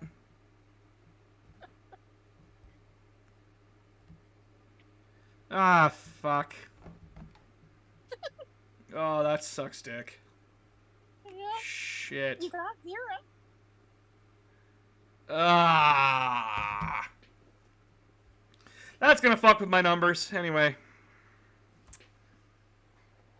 But yeah. Woo! I got Snake Mama! I'm happy. Like, it sucks that my stream crashed there for a hot moment, but, like, I'm happy. It was fun. It was definitely fun. Like, look at that! Oh, yeah, baby. That's all me! Yeah. But yeah, like, fuck, I love Zoe. Like, look at this. We can't. At least I can't see. I don't know if Is it not streaming? Huh? No, it's like closed stream is the only thing that's showing me. Can you please show it there? Game? All I know is I'm happy I was at least able to get you 2 secret endings. Yeah, dude. Fuck yeah. So happy. As soon as I'll I stop realized streaming I it. had no fun or cuteness, I was like, no way I'm getting ghosty. But yeah, like I got the secret ending where like Orange and Zoe go to like the convention together. It's really cute. Yeah, it's not showing me. It's fine. It's whatever. Yeah. But yeah, so that's the end of the stream tonight because my voice hurts and I hate it. When you told me you were narrating it, I was like, oh god, I hope he has water sitting there. I do. My water bottle's completely empty. So I also had iced tea while I was doing this too, so that helped as well. So yeah, thank you all so much for watching. Stuart, thank you for the subscribe. Maluk, thank you for the follow. Smarty, thank you for all the goddamn bits. There are some people here that subscribed and followed a little bit earlier. That's Darth Pond, thank you. Ooh, Robot Master, thank you for the follow. Girouette, thank you for the subscribe. You're all wonderful people. That was very thankful and thoughtful of you. But, a little bit of announcement before I go tonight. I have updated the Patreon stuff a little bit more. So, if you choose to support me on a $10 Patreon, you can request a specific video to be seen on TikTok. I.e., I could be a, Maluk, you fuck! Thank you for subscribing! But fuck, you just interrupted my speech! Anyway, still, thank you very much. You're a beautiful person. You beautiful individual. Anyway, so, you can now request specific videos on a $10 Patreon, which is minion of the month. And as well, if you do subscribe to the Patreon, you get access to my private Discord server. That way, you can play games with me, like Neko and Professor did tonight. And you too can have fun with me, as we all decide what we play on the night. It could be Monster Prom, it could be Halo Infinite, it could be... God!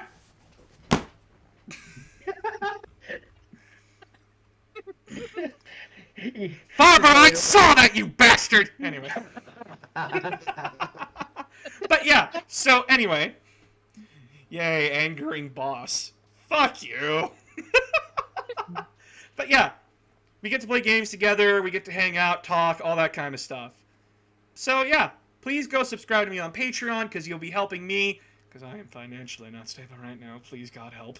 And, and as well, you'll probably get to also join in some Q&A events that I plan on doing soon.